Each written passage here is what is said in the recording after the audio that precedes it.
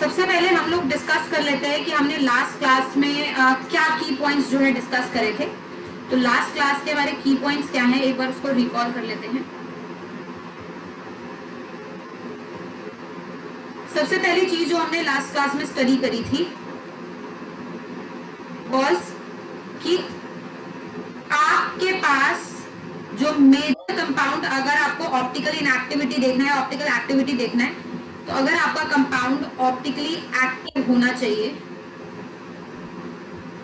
तो compound has to rotate plane polarized light, compound should be dissymmetrical, right. और जो भी कंपाउंड ऑप्टिकली एक्टिव होता है वो सारे के सारे कंपाउंड्स जो होते हैं, वो सारे के सारे कंपाउंड जो होते हैं इनैंशियोमर्स की फॉर्म में जो है एग्जिस्ट करते हैं। They form the इनैंशियोमर्स। इनैंशियोमर्स क्या होते हैं? They are non superimposable mirror images. Non superimposable mirror images,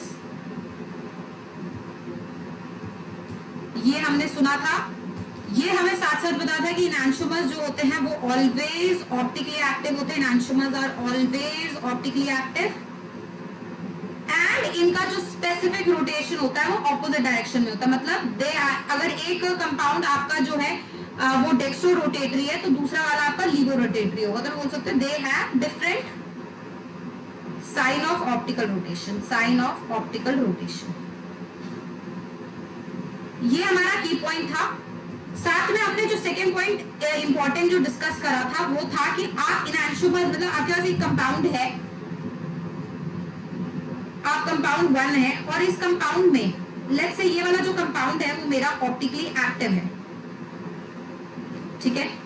इस कंपाउंड के अंदर अगर आप ऑड नंबर ऑफ एक्सचेंजेस करेंगे तो आप इस कंपाउंड 1 का जो है मिरर इमेज बना देंगे। So you will get the mirror image of compound 1। तो मतलब आपको अगर ये कंपाउंड आपका कंपाउंड अंडर कंसीडरेशन है देन उसका मिरर इमेज बन जाएगा अगर आपने उसमें ऑड नंबर ऑफ एक्सचेंजेस करे, मतलब यू विल गेट इनैंशियोमर्स। बट अगर आपने इस कंपाउंड में जो कि ऑप्टिकली एक्टिव है इवन नंबर ऑफ एक्सचेंजेस करे तो आपका कंपाउंड सेम रहता है, मतलब you will get the same compound. मतलब जो हो सकता है आपको देखने में ऐसा लग रहा हो ओरिएंटेशन 2 डायमेंशन में फिशर कॉन्फ़िगरेशन से जो ओरिएंटेशन मिलती है उसमें आपको लग रहा हो कि डिफरेंट है, पर वो एक्चुअली में डिफरेंट नहीं होंगे, वो सेम कंपाउंड ही होंगे। ये हम लोगों ने डिस्कस किया था। साथ में हम लोग बहुत ज्यादा क्लियर थे अबाउट स्टीरियो सेंटर। हमें पता है डेफिनेशन स्टीरियो सेंटर्स की क्या होती है।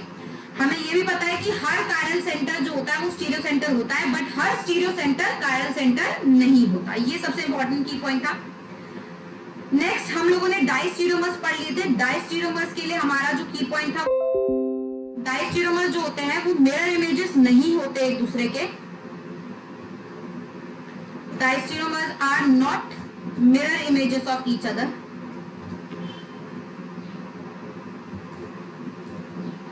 ये ऑप्टिकली एक्टिव है या नहीं उससे मुझे फर्क नहीं पड़ता। So they may be optically active, may not be, may be optically active और मे नॉट बी,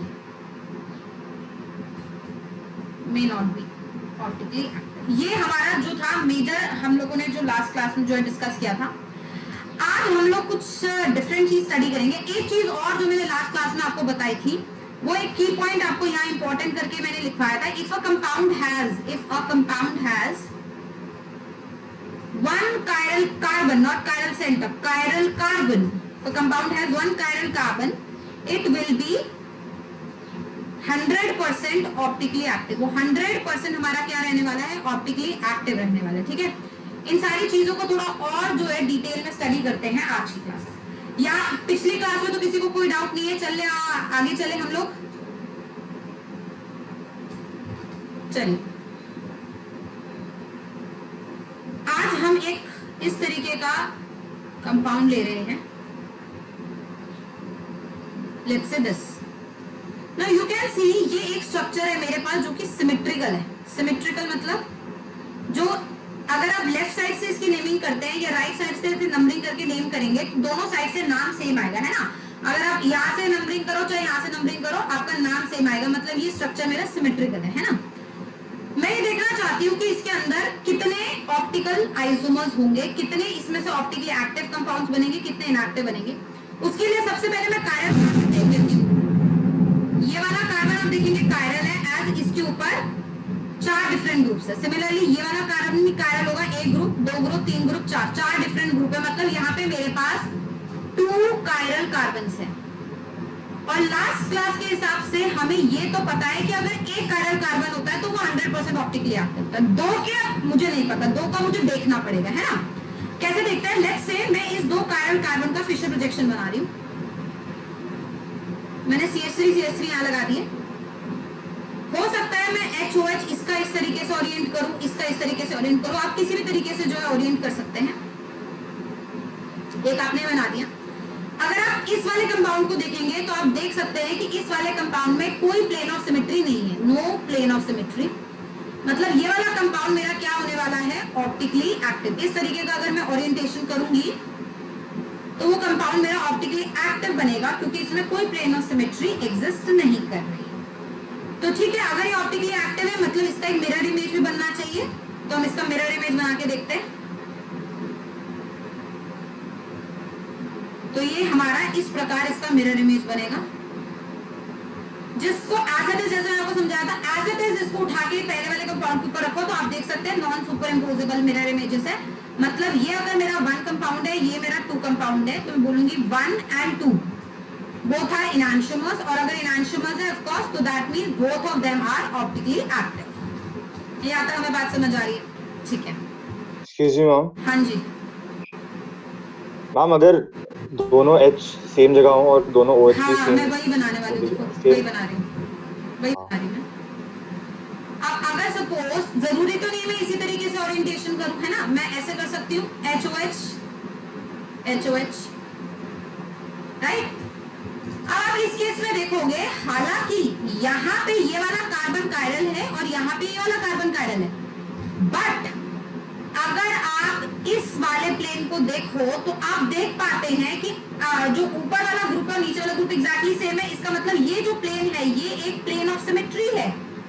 तो ये एक ऐसा कंपाउंड है, let's say this is compound number 3। तो ये कंपाउंड नंबर 3 एक ऐसा कंपाउंड है जिसको अगर मैं देखूं तो वो देखने में लग रहा है कि इसके अंदर कायरल कार्बन्स है, बट कायरल कार्बन का होना इंपॉर्टेंट नहीं है। ऑप्टिकल एक्टिविटी के लिए इंपॉर्टेंट है प्लेन ऑफ सिमेट्री और सेंटर ऑफ सिमेट्री का ना होना, बट इसके अंदर प्लेन ऑफ सिमेट्री है। मतलब बिना सोचे समझे ये वाला कंपाउंड मेरा क्या बनेगा, ऑप्टिकली इनएक्टिव। ये तो सबको क्लियर हो गया, है ना। अब बहुत सारी डिटेल मुझे इस कंपाउंड के ऊपर बात करनी है। पहली बात, इस जो ये जो ऑप्टिकली इनएक्टिव कंपाउंड है इसका नाम क्या है। इस कंपाउंड को बोला जाता है मीजो कंपाउंड। तो मीजो कौन से कंपाउंड्स होते हैं, these are those compounds which have chiral carbons, which have chiral carbons। अब देखो मैंने लिखा कायरल कार्बन्स, कार्बन नहीं, क्योंकि अगर एक कार्बन होगा कायरल तो वो ऑप्टिकली एक्टिव ही होगा, उसमें कोई शक नहीं है। बट यहाँ पे क्यों ऑप्टिकली इनएक्टिव हुआ, क्योंकि 2 कायरल कार्बन है इसमें, है ना। तो 2 कायरल कार्बन के लिए मैं कभी भी श्योर नहीं हो सकती कि मेरा कंपाउंड ऑप्टिकली एक्टिव होगा या नहीं होगा।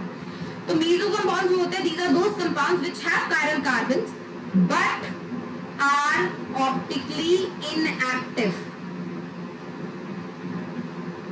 बट ये ऑप्टिकली इनएक्टिव होते हैं due to either plane of symmetry और centre of symmetry, either POS और COS। तो इनमें या तो POS होता है या तो COS होता है, इसलिए ये इनएक्टिव बन जाते हैं। यहाँ तक बात समझ आई।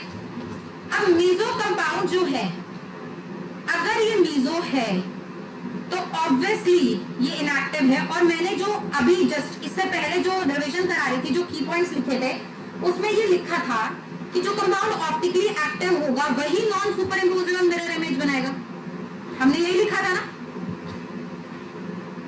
तो एक बात मुझे बताओ बेटा, अगर ये मीजो कंपाउंड ये लूं मैं,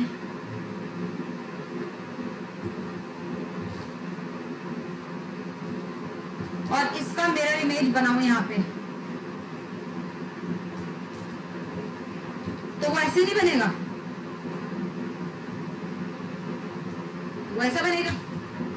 अब मैं इस कंपाउंड को इस कंपाउंड के ऊपर अगर रखूंगी तो भी तो ये non superimposable mirror image है।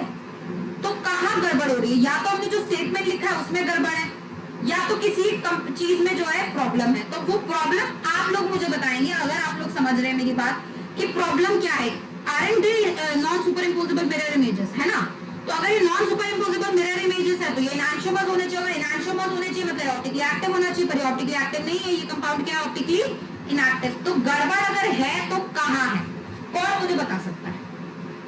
मैम पहले हम चेक करते हैं कि ऑप्टिकली एक्टिव है कि नहीं है, बट क्योंकि उसमें सेंटर ऑफ सिमेट्री पहले आ चुकी है, रिटेन ऑफ सिमेट्री पहले आ चुकी है, तो हम चेक करेंगे ही नहीं कि वो एनांशियोमर है कि नहीं, क्योंकि नहीं, वो तभी चेक करने वाले एनांशियोमर से होगा अगर वो हकीकत थोड़ी झुकलाई जा सकती है बेटा। ठीक है चेक नहीं करा, लेकिन हकीकत तो नहीं झुकलाई जा सकती ना। अगर चेक करूं तो कोई रूल तो नहीं है कि चेक। हाँ मतलब मैं ये बोल रहा हूँ कि अगर जैसे कि ऑप्टिकली एक्टिव कंपाउंड से बड़ा सेट है तो एनांशियोमर उसका सबसेट है। नहीं, मैं समझ गई तुम्हारी बात, लेकिन अगर मैं तुम्हें ये स्टेटमेंट लिख कर दूं, क्योंकि ये मेंस 2002 की स्टेटमेंट है, आपको बताना है ट्रू है या फॉल्स है। मैंने स्टेटमेंट लिखा meso compounds can form non superimposable mirror images. तो ये स्टेटमेंट सही मानी जाएगी या गलत मानी जाएगी? ट्रू है या फॉल्स? ये तो ट्रू है। ट्रू है ना? कितने बच्चे जुड़े हमारे साथ, एक एक करके बताओ सारे। गुंजन क्या लगता है, खुशमन को क्या लगता है, लावण्य को क्या लगता है? मैम लग रहा है ट्रू। फॉल्स। फॉल्स है? फॉल्स कैसे हो गई यार, यहाँ तो तुम्हें दिख रहा है non superimposable mirror image है। अब सुनो मेरी बात बहुत ध्यान से। आप लोगों ने मेरी लास्ट क्लास अगर अटेंड करी है या सुनी भी है तो मैंने उसमें ये एक जगह बोला था और बड़ा स्ट्रेस करके बोला था इस चीज पे कि अगर मेरा कंपाउंड ऑप्टिकली एक्टिव है तो आप मिरर कहीं से भी रखें तो वो non superimposable mirror image ही देगा। बोलो हाँ या ना, बोला था मैंने ये चीज? Yes ma'am. तो अगर आप यहाँ से मिरर लग रहे हो तो एक बार को आपको लग सकता है कि नॉन सुपर इम्पोजेबल है, बट सोचो अगर मैं मिरर ऊपर से या नीचे के डायरेक्शन में रखूं तो क्या होगा। लेट्स से मैंने मिरर यहां रखा,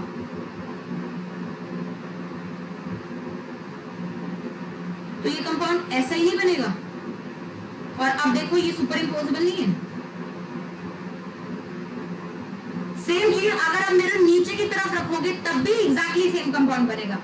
इसका मतलब कहीं पे भी कोई गड़बड़ नहीं है, बस हमारे व्यू पॉइंट्स की कमी है। तो ये वाली स्टेटमेंट तो भैया हर बार बिना सोचे समझे फॉल्स ही है।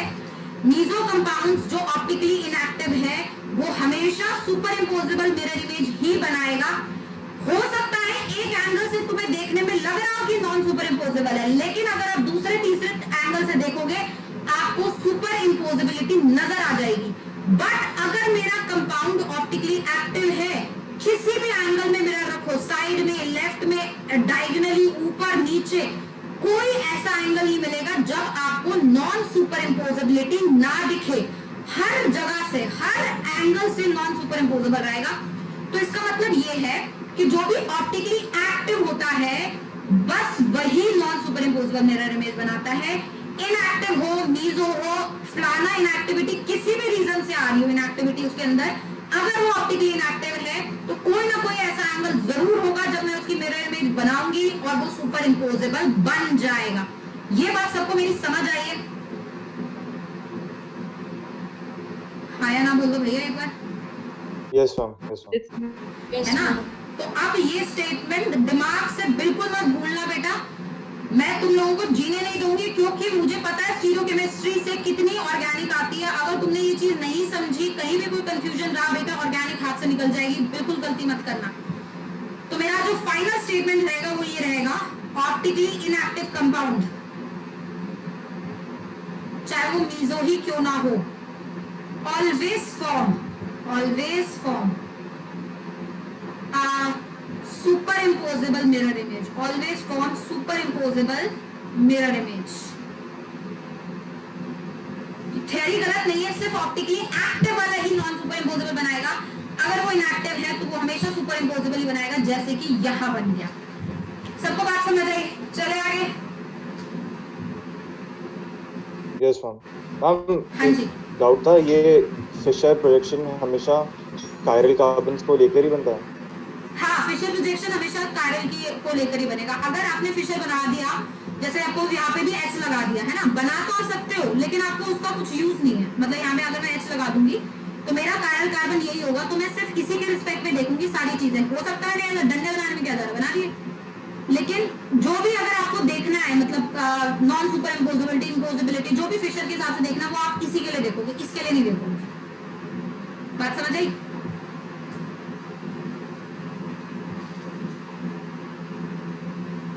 चलिए, तो आज का सबसे पहला चीज जो मुझे समझ आई वो ये समझ आई, इनैंशियोमर्स क्या है मुझे ऑलरेडी पता है, मुझे कोई कंफ्यूजन नहीं होना चाहिए।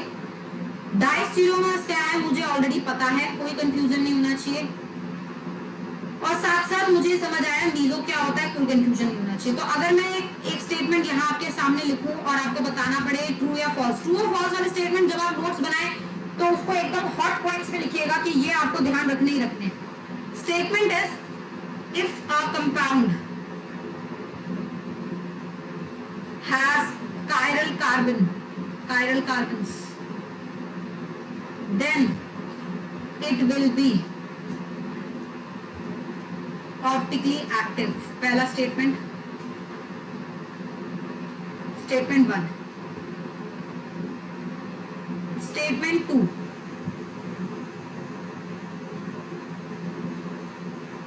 प्रेजेंस ऑफ, रीफ्रेम कर रही हूं इसी चीज को, presence of chiral carbon is necessary and sufficient condition for optical activity, for optical activity।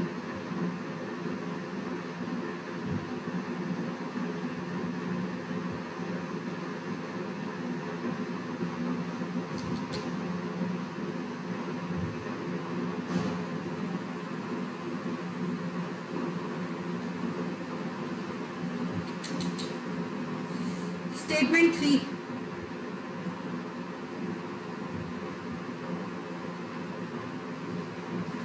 presence of one chiral carbon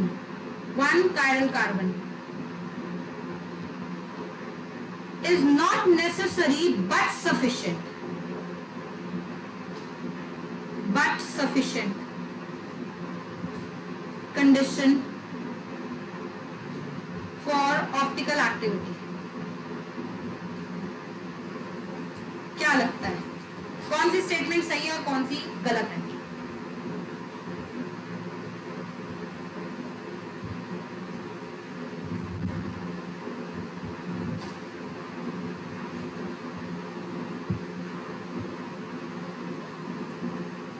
हम पहली दो गलत है और लास्ट वाली सही है। और 20 सेकेंड वाली?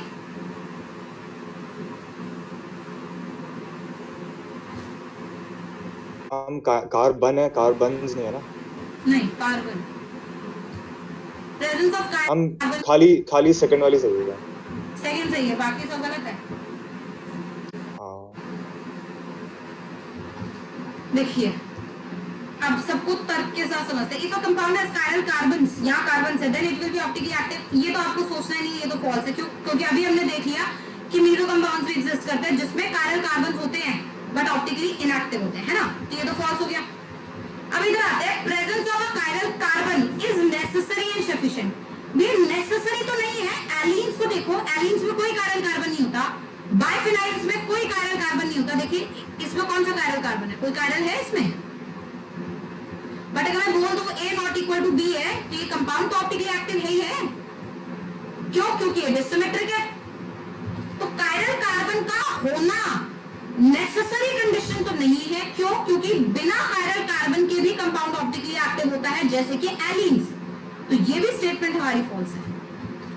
अब इधर आते हैं, presence of one chiral carbon is not necessary. Of course it is not necessary. क्यों? क्योंकि अभी मैंने देखा एलीन्स में कायरल कार्बन नहीं होते बट ऑप्टिकली एक्टिव होता है। बट सफिशिएंट है, सफिशिएंट है क्योंकि अगर कायरल कार्बन है और वो भी एक, तो वो सफिशिएंट है बताने के लिए कि मेरा कंपाउंड ऑप्टिकली ऑप्टिकली एक्टिव होगा। तो ये वाला स्टेटमेंट मेरा क्या हो जाएगा, बात समझ आई? तो एक एक वर्ड को समझना है, जरूरी नहीं है कि एक कायरल कार्बन अगर है तो वो जरूरी नहीं है कि होना ही चाहिए, क्योंकि बिना उसके भी कंपाउंड ऑप्टिकली एक्टिव होता है। बट अगर है एक तो पक्का ऑप्टिकली एक्टिव है, और अगर एक से ज्यादा है तो अगेन मुझे नहीं पता, मैं स्ट्रक्चर ड्रॉ करूंगी और फिर ही समझ पाऊंगी कि मेरा कंपाउंड ऑप्टिकली एक्टिव होगा या नहीं। ये बात सबको क्लियर है? चले आगे। तो आपको ये सारी चीजें समझ आ गई है। अब जरा इस कंपाउंड को देखिए,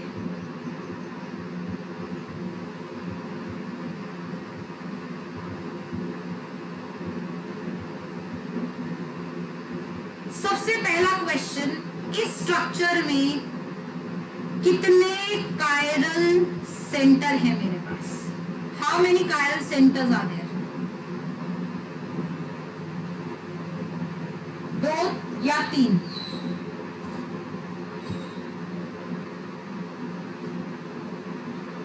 क्या लग रहा है वसुंधरा को?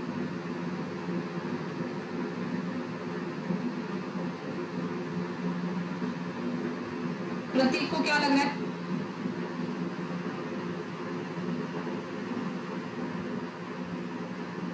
कितने कायरल सेंटर होंगे? 2 होंगे मैम। 2 होंगे ना। देखो ये कायरल है, बिल्कुल एक ग्रुप ये है, एक बड़ा ग्रुप ये है, दूसरा ग्रुप ये है, तो ये कायरल सेंटर हो गया हमारा, है ना? अब उसके हिसाब से अगर हम ये देखें,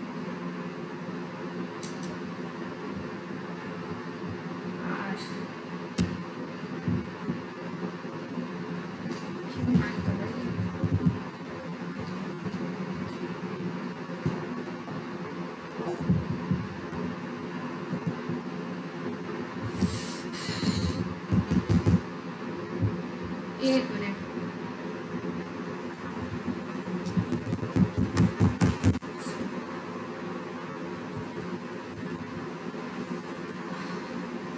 इस कंपाउंड में 2 कायरल सेंटर हैं, बिल्कुल सही बात। व्हाट अबाउट दिस कार्बन जो बीच में है, वो कायरल सेंटर माना जाएगा या नहीं माना जाएगा? नहीं माना जाएगा मैम। वो क्या है? Non chiral.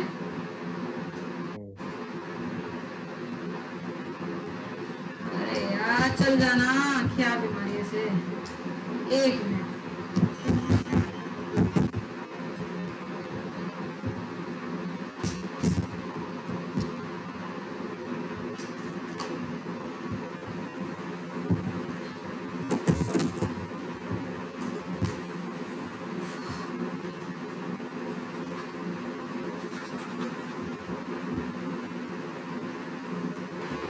अब हम वापस से इस कंपाउंड की बात करते हैं जिसका हम लोग डिस्कशन कर रहे थे।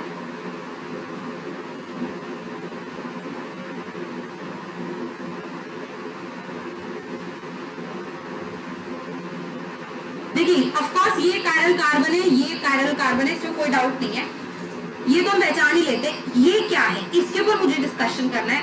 बेटा ये एक तरीके का सूडो कायरल है, सूडो कायरल कंपाउंड जिसे हम लोग बोलते हैं। अब सूडो कायरल कौन होते हैं? सूडो कायरल वो होते हैं जिसमें कायरलिटी होगी या नहीं होगी वो डिपेंड करता है इनके बगल वाले कार्बन पे। जैसे सपोज इसका मैं फिशर बनाऊं, तो मैंने ये CH3 लगाया, ये CH3 लगाया, यहाँ HOH ऐसे लगा दिया इस वाले कार्बन के लिए, इस वाले कार्बन में HOH ऐसे लगा दिया, और इस वाले में ऑपोजिट डायरेक्शन में लेट से लगा दिया। तो आप देखो ये वाला कार्बन जो बीच वाला है ये कायरल बन गया। क्यों? क्योंकि जो कि इस स्ट्रक्चर में ऐसा लग रहा था कि ये दोनों ग्रुप सेम है, बट जब मैंने फिशर बनाया 3 डायमेंशनल ओरिएंटेशन देखा तो आप देख पाए कि ये और ये दोनों ही जो है हमारी डिफरेंट ओरिएंटेशन के जो है इस यहाँ पर हमें नजर आ गए। और ऐसा डिफरेंट ओरिएंटेशन क्यों आया? क्योंकि आपने देखा कि इन दोनों में ओरिएंटेशन डिफरेंट है। तो अगर इस वाले कार्बन की ओरिएंटेशन और इस वाले कार्बन में जो ग्रुप्स लगे उनकी ओरिएंटेशन डिफरेंट होगी तो बीच वाला कार्बन जो है वो मेरा कायरल कार्बन बन जाएगा। मतलब ऐसा कार्बन जिसकी कायरलिटी डिपेंड करती है स्टीरियोकेमिस्ट्री ऑफ अदर 2 ग्रुप जो एडजेसेंट ग्रुप्स है उनके ऊपर, तो उस कार्बन को कायरल कार्बन या फिर सूडो कायरल कार्बन की कैटेगरी में जो है रखा जाता है। बट सोचो अगर ये ऐसा बना दिया जाए,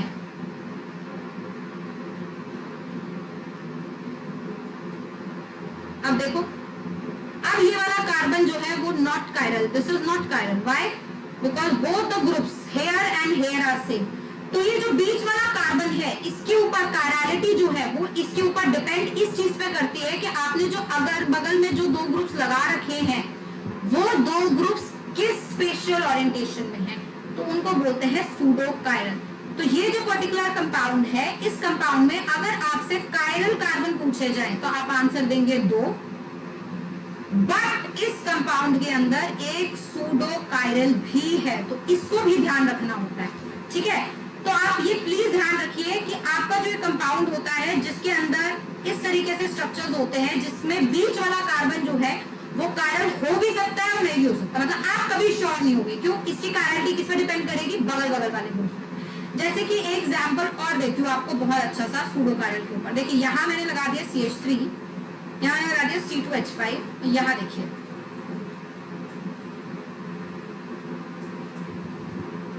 ये देखिए, अब इस कार्बन को यहाँ देखिए और इस कार्बन को इस तरीके के स्ट्रक्चर में एक और बार देखिए।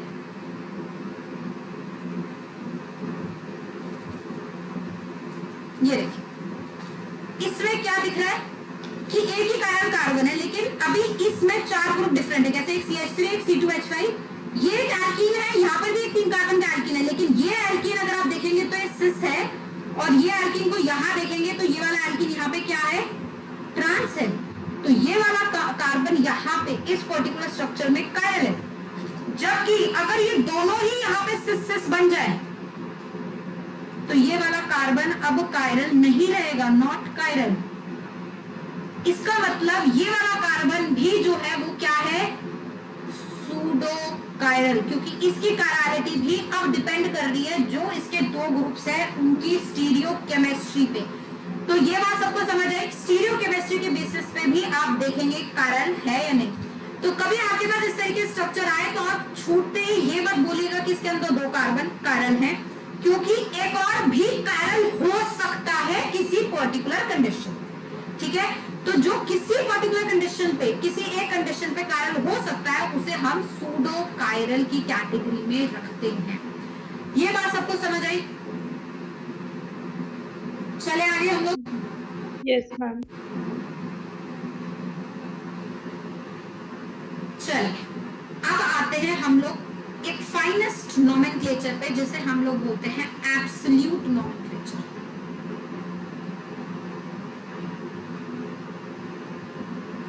और ये नोमेनक्लेचर सिर्फ ऑप्टिकली एक्टिव कंपाउंड्स का होता है, absolute nomenclature for optically active compounds.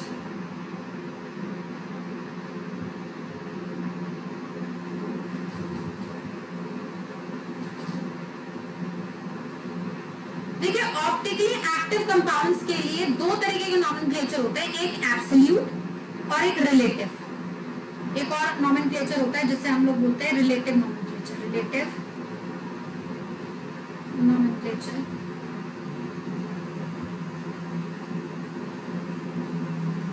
Optically active compounds. ये नोमेनक्लेचर बहुत ज्यादा इंपॉर्टेंट है स्टीरियोकेमिस्ट्री समझने के लिए।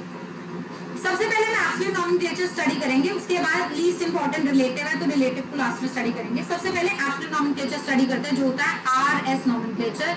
रिलेटिव नोमेनक्लेचर जो होता है कैपिटल D और कैपिटल L नोमेनक्लेचर। ये स्मॉल d और स्मॉल l नहीं है जो डेक्स्ट्रो लीवो के लिए यूज होता है, ये कैपिटल D और कैपिटल L है।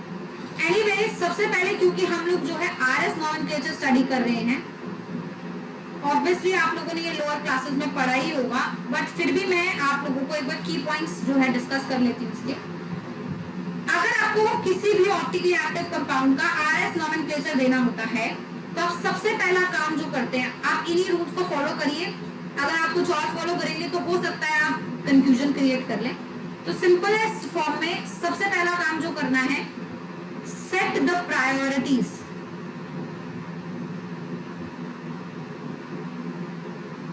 of all the groups attached to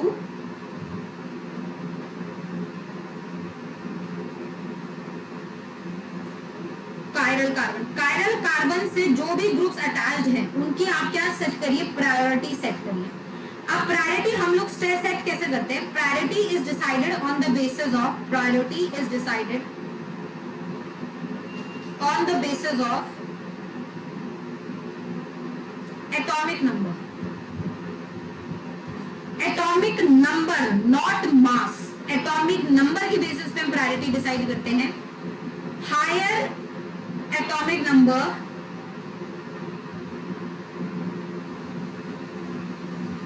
gets the first priority.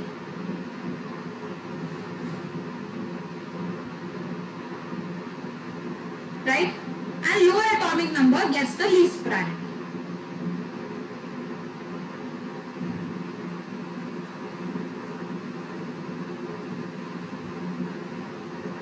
For example, आपके पास एक कायरल सेंटर पे 3 ग्रुप्स लगे हैं, फ्लोरीन, क्लोरीन, ब्रोमीन, आयोडीन।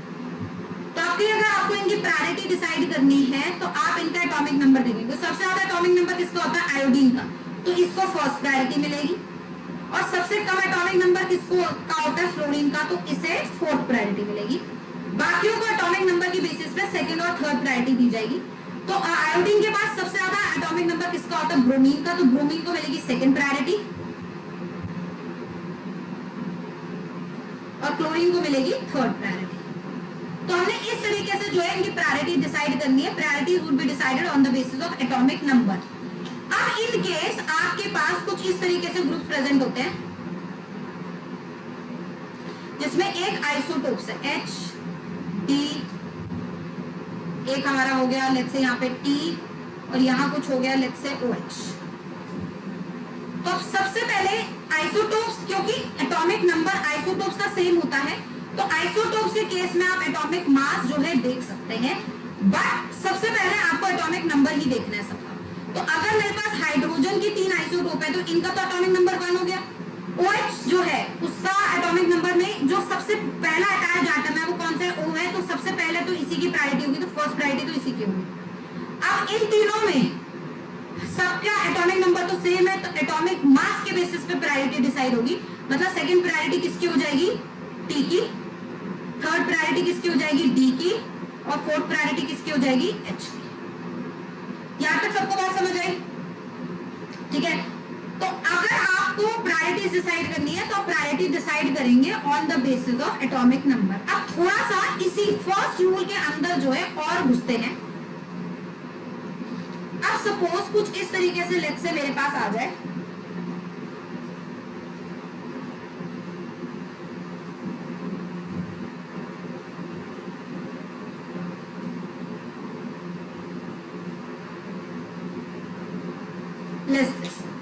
तो आप देखिए कि इन सब में अटैच एटम सेम है, तो आप प्रायोरिटी डिसाइड करेंगे on the basis of next set of attach atom. So if attach atom is same,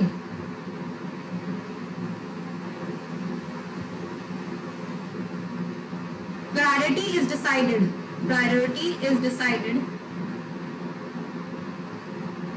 on the basis of next set of attached atoms till we find point of difference। अब पता चले next set भी same है तो third set पे जाओ, third set भी same है तो जब तक आपको पॉइंट ऑफ डिफरेंस नहीं मिल रहा आप तब तक आगे बढ़ते जाओ। जब पॉइंट ऑफ डिफरेंस मिल जाएगा तब on the basis of that atomic number किसका ज्यादा है और किसका कम है आपको प्रायोरिटी डिसाइड करनी है। जैसे कि इस केस में आप देखेंगे ऑक्सीजन अटैच एटम है, कार्बन है, कार्बन है, कार्बन है, तो इन तीनों साइड तो कार्बन अटैच एटम है या ऑक्सीजन, और एटॉमिक नंबर किसका ज्यादा हो तो ऑक्सीजन का, तो बिना सोचे समझे ये तो फर्स्ट प्रायोरिटी होगी।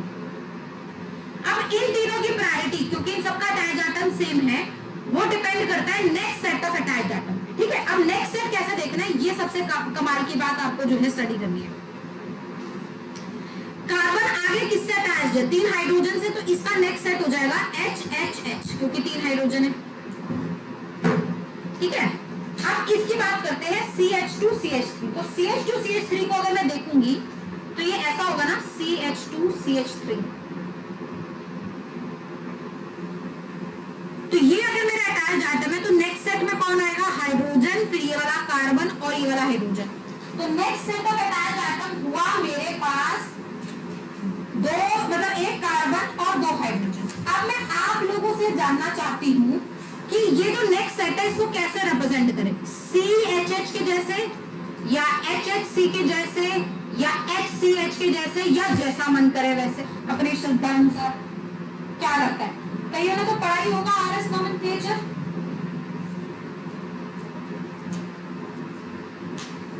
क्या लगता है आप लोगों को प्रायोरिटी कैसे डिसाइड करनी होगी?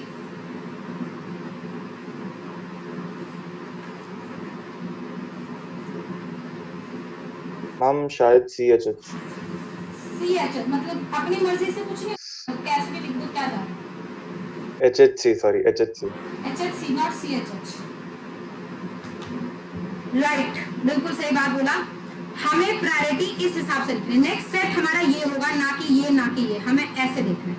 इसका मतलब क्या है? इसका मतलब ये है जब आपके पास कॉम्प्लिकेटेड स्ट्रक्चर्स होते हैं और आपको सेकंड सेट देखना होता है तो आप सेकंड सेट में जो भी एटम्स होते हैं उनको लोअर एटॉमिक नंबर से हायर एटॉमिक नंबर की तरफ लिखते हो। तो यहाँ पे 2 हाइड्रोजन और 1 कार्बन है तो आप इसको लिखोगे इसके नेक्स्ट सेट को HHC। अब इधर आते हैं। अब जब भी आपके पास डबल बॉन्डेड स्ट्रक्चर्स होंगे उनका नेक्स्ट सेट चेक करने के लिए आपको डबल बॉन्ड को या पाई बॉन्ड को ब्रेक करके सिग्मा बॉन्ड्स में कन्वर्ट करना होगा। तो नोट लिखेंगे, if we have double bonds or triple bonds in the groups attached, then pi bonds are broken to form pseudo sigma bonds, to form pseudo sigma bonds. अब ये कैसे करते हैं ये मैं आप लोगों को समझाती हूँ। सूडो सिग्मा बॉन्ड्स कैसे बनाते हैं? देखिए पहले आप ये वाला स्ट्रक्चर लिखिए। स्ट्रक्चर क्या है? CH double bond CH2। आप इसकी प्रायोरिटी डिसाइड नहीं कर सकते क्योंकि प्रायोरिटी डिसाइड करने के लिए आपको 3 अटैच्ड एटम चाहिए। आप इसमें देख रहे हैं आपको 2 अटैच्ड एटम मिल रहे हैं तो आपको पाई बॉन्ड को ब्रेक करना। अब देखिए कैसे ब्रेक करना है।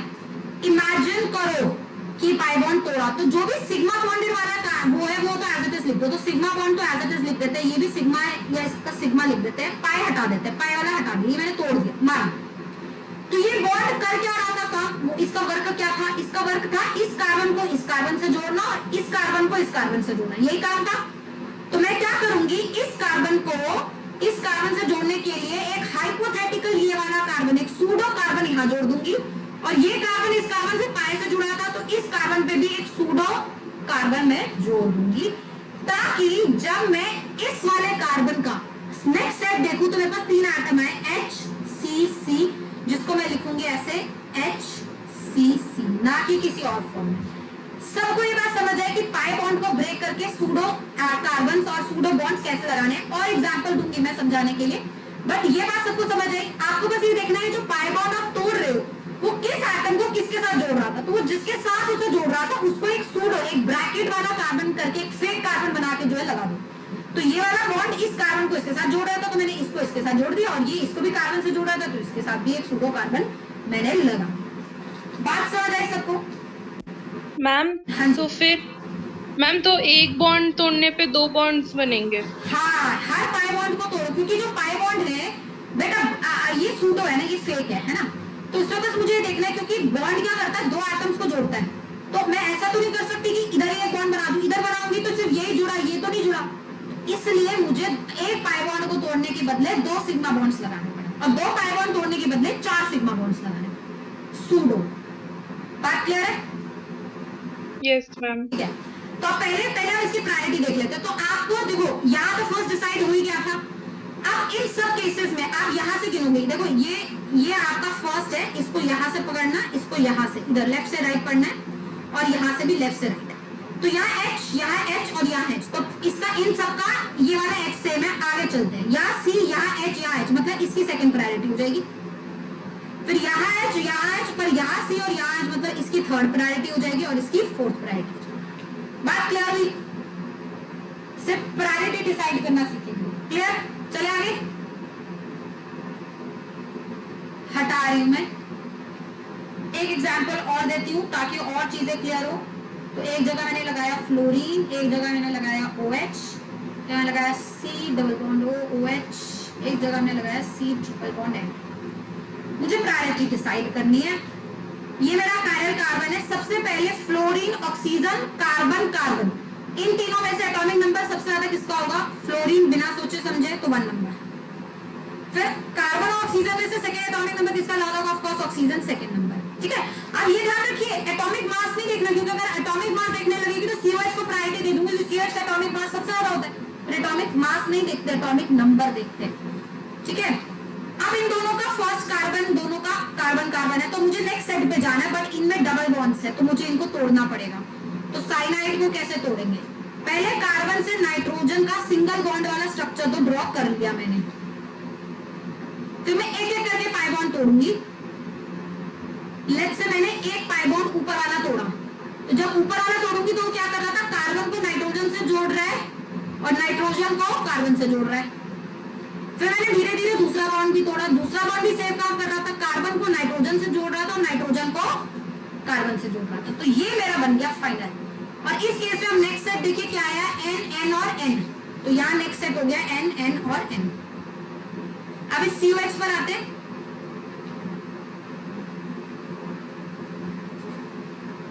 तो C के साथ ये सिंगल O और ये H, ये तो ठीक है, यहां से भी सिंगल O, सिंगल वाले सब बना दिए। अब पाई बॉन्ड को तोड़ते हैं। ये पाई बॉन्ड अगर मैं तोड़ूंगी तो ये कर क्या रहा है? C को O से जोड़ रहा है, O को C से जोड़ रहा है। तो C को O से जोड़ा और O को C से जोड़ा। ठीक है, नेक्स्ट सेट देखिए इसका क्या आया? O O O। तो इसका नेक्स्ट सेट आया O O O। तो अब इन तीनों में, दोनों में से अगर मैं देखूंगी तो मुझे फर्स्ट पे पॉइंट ऑफ डिफरेंस मिल गया। क्या? या O है या N N N है। तो एटॉमिक नंबर O का ज्यादा होता है इनसे, मतलब ये थर्ड प्रायोरिटी और ये वाला मेरा क्या हुआ? Fourth priority. क्लियर हुई बात सबको? कोई डाउट? बेटा RS निकालने में गलती नहीं करनी। आधे से ज्यादा स्टीरियोकेमिस्ट्री RS पे ही बेस्ड है, तो बिल्कुल गलती नहीं करेंगे। ठीक है, अब एक और बात दोबारा एक एग्जांपल देके समझते हैं। यहाँ मैंने लगा दिया Cl, यहाँ मैंने लगा दिया CHO, यहाँ मैंने लगा दिया साइनाइड, यहाँ मैंने लगा दिया CH डबल बॉन्ड CH2। फटाफट डिसाइड करते हैं प्रायोरिटी। सबसे ज्यादा प्रायोरिटी किसकी होगी? बिना सोचे समझे Cl तो will get the first priority, no doubt. इन तीनों में अटैच एटम कार्बन है। अब इन सबों में डबल बॉन्ड है, तो एक एक करके ब्रेक करो। पहले CHO को देखते हैं।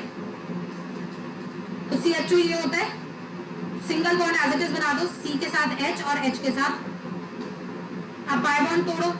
ये पाई बॉन्ड अगर मैं तोड़ूंगी तो ये क्या कर रहा है? O को C से जोड़ रहा है और C को O से जोड़ रहा है। तो नेक्स्ट सेट क्या हुआ? O O और H, जिसको आप कैसे लिखेंगे बेटा? H O O। ठीक है, सिमिलर बेसिस पे यहां आ जाओ। CH CH2 मैंने पहले ही जो सिंगल बॉन्ड वाले हैं वही लिखा। अब अगर पाई बॉन्ड तोड़ूंगी तो ये पाई बॉन्ड कर क्या रहा है? ये पाई बॉन्ड क्या कर रहा है? इस कार्बन को इस कार्बन से जोड़ रहा है और इस कार्बन को इस कार्बन से जोड़ रहा है। तो दोनों जगह कार्बन लगा देते हैं सूडो। तो अब ये कार्बन किस किस से जुड़ा है? HCC, जिसको मैं लिखूंगी HCC। और इसका तो हमें पता ही है NNN आता है, बिना सोचे समझे। तो अब अगर मैं प्रायोरिटी देखूं बेटा, सबसे ज्यादा प्रायोरिटी किसकी होगी? सबसे ज्यादा प्रायोरिटी C, N और H में से N की होगी, मतलब ये मेरा अब हो गया सेकंड प्रायोरिटी। ये वाला मेरा फिर बनना चाहिए H और H दोनों जगह सेम है, बट अब यहाँ C है और यहाँ O है। तो C और O में से प्रायोरिटी किसकी ज्यादा होती है? O की ज्यादा होती है। तो ये थर्ड प्रायोरिटी, ये मेरा क्या बन गया? Fourth priority. बोलो बात सबको समझ आई? चले आगे।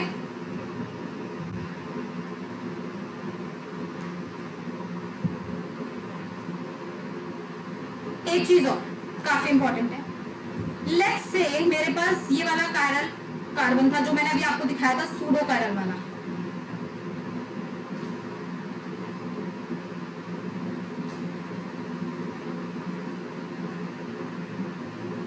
या फिर हम यहां लगा देते हैं OH।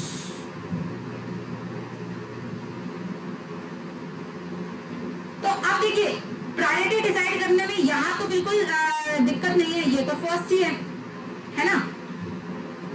अगर यहाँ देखूं तो ये एक कार्बन है, 3 H से अटैच है, यहाँ एक कार्बन है, यहाँ एक कार्बन है, लेकिन ये आगे फर्दर कार्बन से अटैच। तो ऑब्वियसली CH3 की प्रायोरिटी तो इनमें से सबसे कम होनी है बिना सोचे समझे, फोर्थ।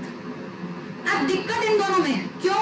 क्योंकि इन दोनों का मॉलिक्यूलर फॉर्मूला तो सेम है, तो atomic number, attach set of atoms तो दोनों के सेम आ गए, लेकिन दोनों की स्टीरियोकेमिस्ट्री डिफरेंट है, एक सिस है और दूसरा ट्रांस। तो प्रायोरिटी किसकी देखें, सिस की ज्यादा होती है, ट्रांस की होती है? तो इसके लिए नोट रखेंगे, ये काफी इंपॉर्टेंट बनने वाला है आपके लिए। याद रखें, सिस की प्रायोरिटी हमेशा ज्यादा होती है किससे?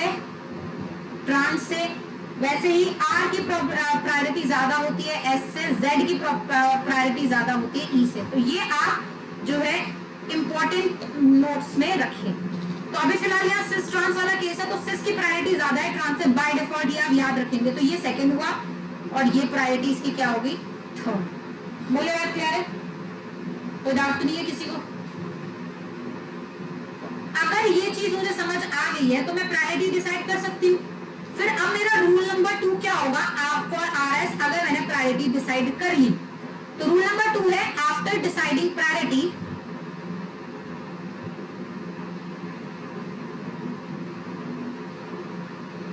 Do even number of exchanges. देखिए इवन ही एक्सचेंज करने पड़ेंगे, क्यों? क्योंकि और एक्सचेंज करोगे तो आप इसका नाम शुमर बना दोगे।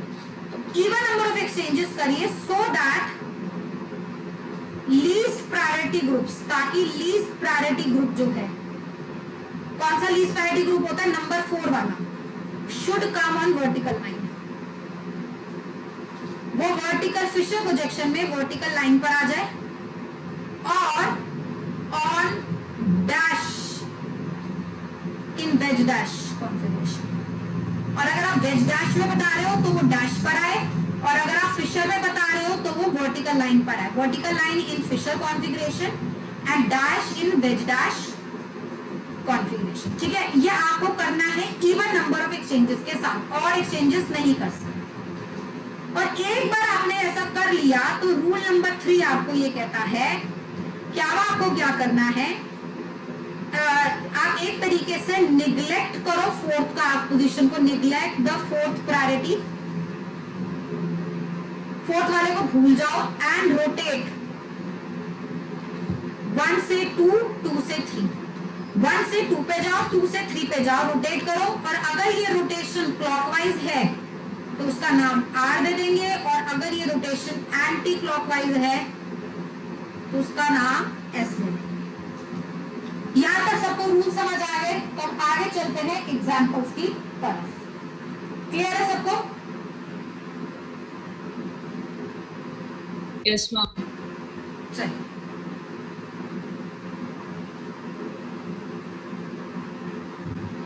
अब एक एग्जांपल से RS समझ लेते हैं। लेट्स से यहाँ था मेरा CH3, ये OH, CH2 और यहाँ फ्लोरीन। तो प्रायोरिटी बेसिस पे फ्लोरीन 1 हो गया, ये 2 हो गया, ये 3 हो गया, ये 4 हो गया, है ना? अब इस पर्टिकुलर केस में फोर्थ ऑलरेडी वर्टिकल लाइन पर है, तो मुझे एक्सचेंजेस करने की जरूरत नहीं है।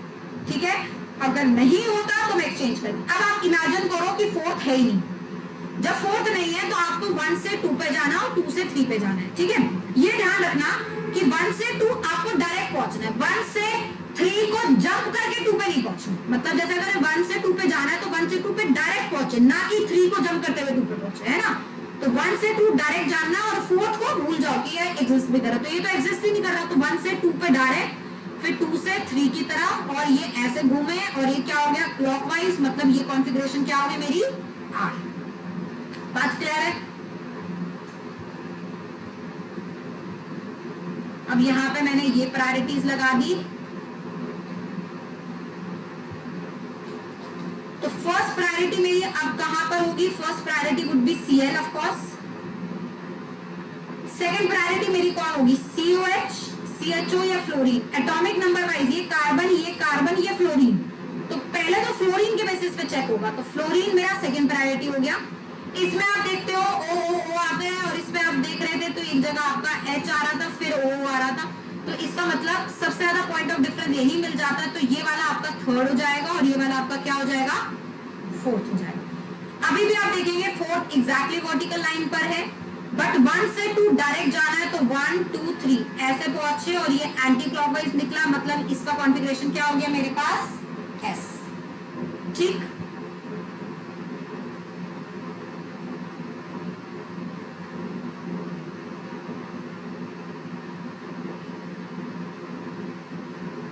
ये आ गया। अब इधर हमें पता है कि सबसे पहले on the basis of atomic number fluorine will get the first priority. यहाँ पे आप देखते हैं HOO आता है, और अगर आप दूसरे केस में देखेंगे तो यहाँ पे आपके पास CNN आता है, मतलब NNN आता है। तो उसके बेसिस पे आप देखेंगे this will get second priority, this will get third priority, this will get fourth priority. अब फोर्थ वाला आपका हॉरिजॉन्टल लाइन पर है, बट हमें फोर्थ वाले को वर्टिकल लाइन पे लाना है, तो मैं क्या करूंगी, मुझे इवन एक्सचेंज करने हैं। वर्टिकल लाइन मतलब या तो यहाँ टॉप पे या फिर ये बिलो पे, दो ही ऑप्शन है। ठीक है, आपकी श्रद्धा आप कहाँ लाना चाहते हो, टॉप पे लाना चाहते हैं टॉप पे लाइन, बिलो लाना चाहते हैं बिलो लाइन, जहां भी लाना चाहते हैं लाइन, बट आपको वर्टिकल लाइन पे लाना है। और इवन एक्सचेंजेस का क्या मतलब होता है, एटलीस्ट दो एक्सचेंज, है ना।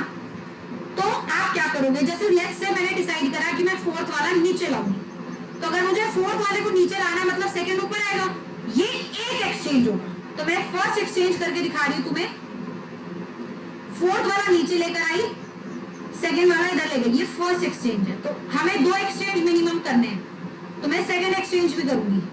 अब क्योंकि फोर्थ मेरा नीचे आ चुका है तो मैं इसको नहीं छेड़ रही। अब आप चाहो तो इन तीनों में से किसी को एक्सचेंज कर सकते हो, चाहे 1-3 कर लो, चाहे 2-3 कर लो, चाहे 2-1 कर लो, जो अच्छा लगे वो एक्सचेंज कर लो, कोई दिक्कत नहीं है, सबसे आंसर सेम आएगा अगर आप सही से फॉलो कर रहे हैं तो है ना। फोर्थ तो यहाँ डिसाइड कर लिया। अब लेट्स से मैं कह रही हूँ मैं 2-3 को एक्सचेंज करूँ, आप किसी को भी एक्सचेंज कर सकते हो। 2-3 को एक्सचेंज करूंगी मतलब 2 यहाँ आ जाएगा, 3 यहाँ आ जाएगा और 1 यहाँ। ये होता है इवन एक्सचेंज। तो इवन के लिए एटलीस्ट पहले आपने एक ग्रुप को चेंज करा, एक्सचेंज करा, एक पेयर को एक्सचेंज किया, वैसे ही आपने दूसरे पेयर को भी यहाँ पे एक्सचेंज किया। अब जब ये आ गया फोर्थ को भूल जाइए कि फोर्थ भी है, आपके पास कुछ है। अब आप 1 से सीधा 2 पे जाइए, तो 1 से सीधा 2 से सीधा 3, देखिए क्या बना, यस।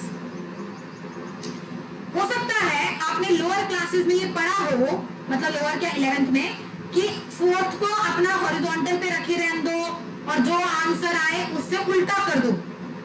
कोई बात नहीं है, ऐसा भी होता है, लेकिन मैं रेकमेंड नहीं करूंगी ऐसा करना, क्योंकि जल्दबाजी में एग्जाम में हम आंसर अगर रिवर्स करना भूल गए, हमारा आर की जगह ऐसा आ जाएगा, क्योंकि दो ही पॉसिबिलिटी होती है। यहाँ पर ऐसा आ रहा है, यहाँ पे अगर मेरा राइट आंसर ऐसा है तो बिना एक्सचेंज करके वो आंसर आर होगा, ऑब्वियसली बात है, आंसर सेम तो हो नहीं सकता। तो इसलिए ऐसा गलती मत करें, रूल समझिए, कुछ सेकेंड्स ही ज्यादा लगेंगे बट एक्सचेंजेस जरूर करिए, इवन एक्सचेंजेस करिए, ताकि फोर्थ वाले को आप वर्टिकल लाइन पे जो है ला सकें। यहाँ तक क्लियर होगी बात। अब काफी इंपॉर्टेंट चीज मैं जो यहाँ पे बता रही हूँ आप लोगों को, देखिए सिंपल सी मेरी बात समझिए। ये मेरा एक कायरल कार्बन वाला स्ट्रक्चर है, ये वाला कंपाउंड मेरा ऑप्टिकली एक्टिव है। मैंने ना यहाँ मिरर इमेज लगाई, वो ये बन गया। ये दोनों आपस में एक दूसरे की क्या है बेटा, इनैंशियोमर्स, हमें पता है, they both are optically active. अब आप ध्यान से देखना, हमने ये आपको समझाया था कि जब आपको इनैंशियोमर बनाना होता है तो आप और एक्सचेंजेस करते हैं ना, मतलब 1 एक्सचेंज करके छोड़ देंगे। तो अब देखिए, जब आप यहाँ से यहाँ गए होंगे तो आपने एक ही एक्सचेंज करा ना, सिर्फ इन दो ग्रुप को एक्सचेंज करा, इनको तो एक्सचेंज किया नहीं है। तो इसका मतलब जब आप और एक्सचेंज करते हैं, अभी मैंने आपको बताया कि अगर आप इवन एक्सचेंज करेंगे तो आपका आंसर सेम रहेगा। तो इसका मतलब ये है कि अगर आप और एक्सचेंज करेंगे तो आपका आंसर रिवर्स हो जाएगा। तो इनैंशियोमर्स ऑपोजिट आरएस रखते हैं, मतलब अगर आपका पहला कंपाउंड आर है तो उसका इनैंशियोमर एस होगा, और अगर पहला एस है तो आपका इनैंशियोमर आर होगा, क्योंकि enantiomers are formed by odd exchanges. तो चाहे आप करके देखिए, प्रायोरिटी वाइज आप देखिए, 1 है, ये 2 है, ये 3 है, ये 4 है। अगर मैं अपने मन में एक्सचेंजेस करूं इसके लिए, तो मैं यहाँ अगर ये लिखूं तो मैं फोर्थ वाले को 2 के साथ एक्सचेंज कर रही हूँ, तो 4 यहाँ आ गया और 2 यहाँ आ गया, ये मेरा एक एक्सचेंज हुआ। बट साथ में मुझे एक और एक्सचेंज करना पड़ेगा, तो मैं 3 और 1 को एक्सचेंज कर रही हूँ, तो यहाँ 1 आ गया, यहाँ 3 आ गया, इवन एक्सचेंज हो गए। अब हम 1 से 2 पे गए, 2 से 3 पे गए, देखिए ये क्या बना, S, मतलब अगर ये S है, और आप इधर देखिए, अगर आप प्रायोरिटी देखेंगे तो ये 1 है, ये 2 है, ये 3 है, ये 4 है। इवन नंबर ऑफ एक्सचेंजेस करिए ताकि 4 आपका वर्टिकल लाइन पर आ जाए। तो 4 यहाँ आया, 2 यहाँ आया, 1 यहाँ, 3, और अब देखिए 1 से 2 पे गए, देखिए ये बना ना R। तो इनैंशोमर जो होते हैं, अगर आपका एक कंपाउंड R है तो दूसरा S होगा, उसका इनैंशोमर S होगा। और यही एग्जैक्टली इसी चीज का हम अब फायदा उठाने वाले हैं। मैं समझाती हूँ कैसे। पहले आप लोग ये बताइए, यहां तक सबको समझ आया? चले आगे, कोई तो प्लीज पूछ लो। चले? Yes ma'am. अब देखो जरा, मैंने आपको ये कंपाउंड्स दिए, ध्यान से देखना।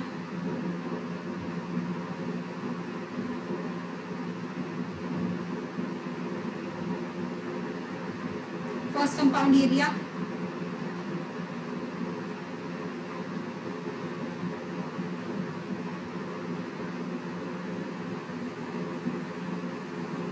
सेकंड ये दिया,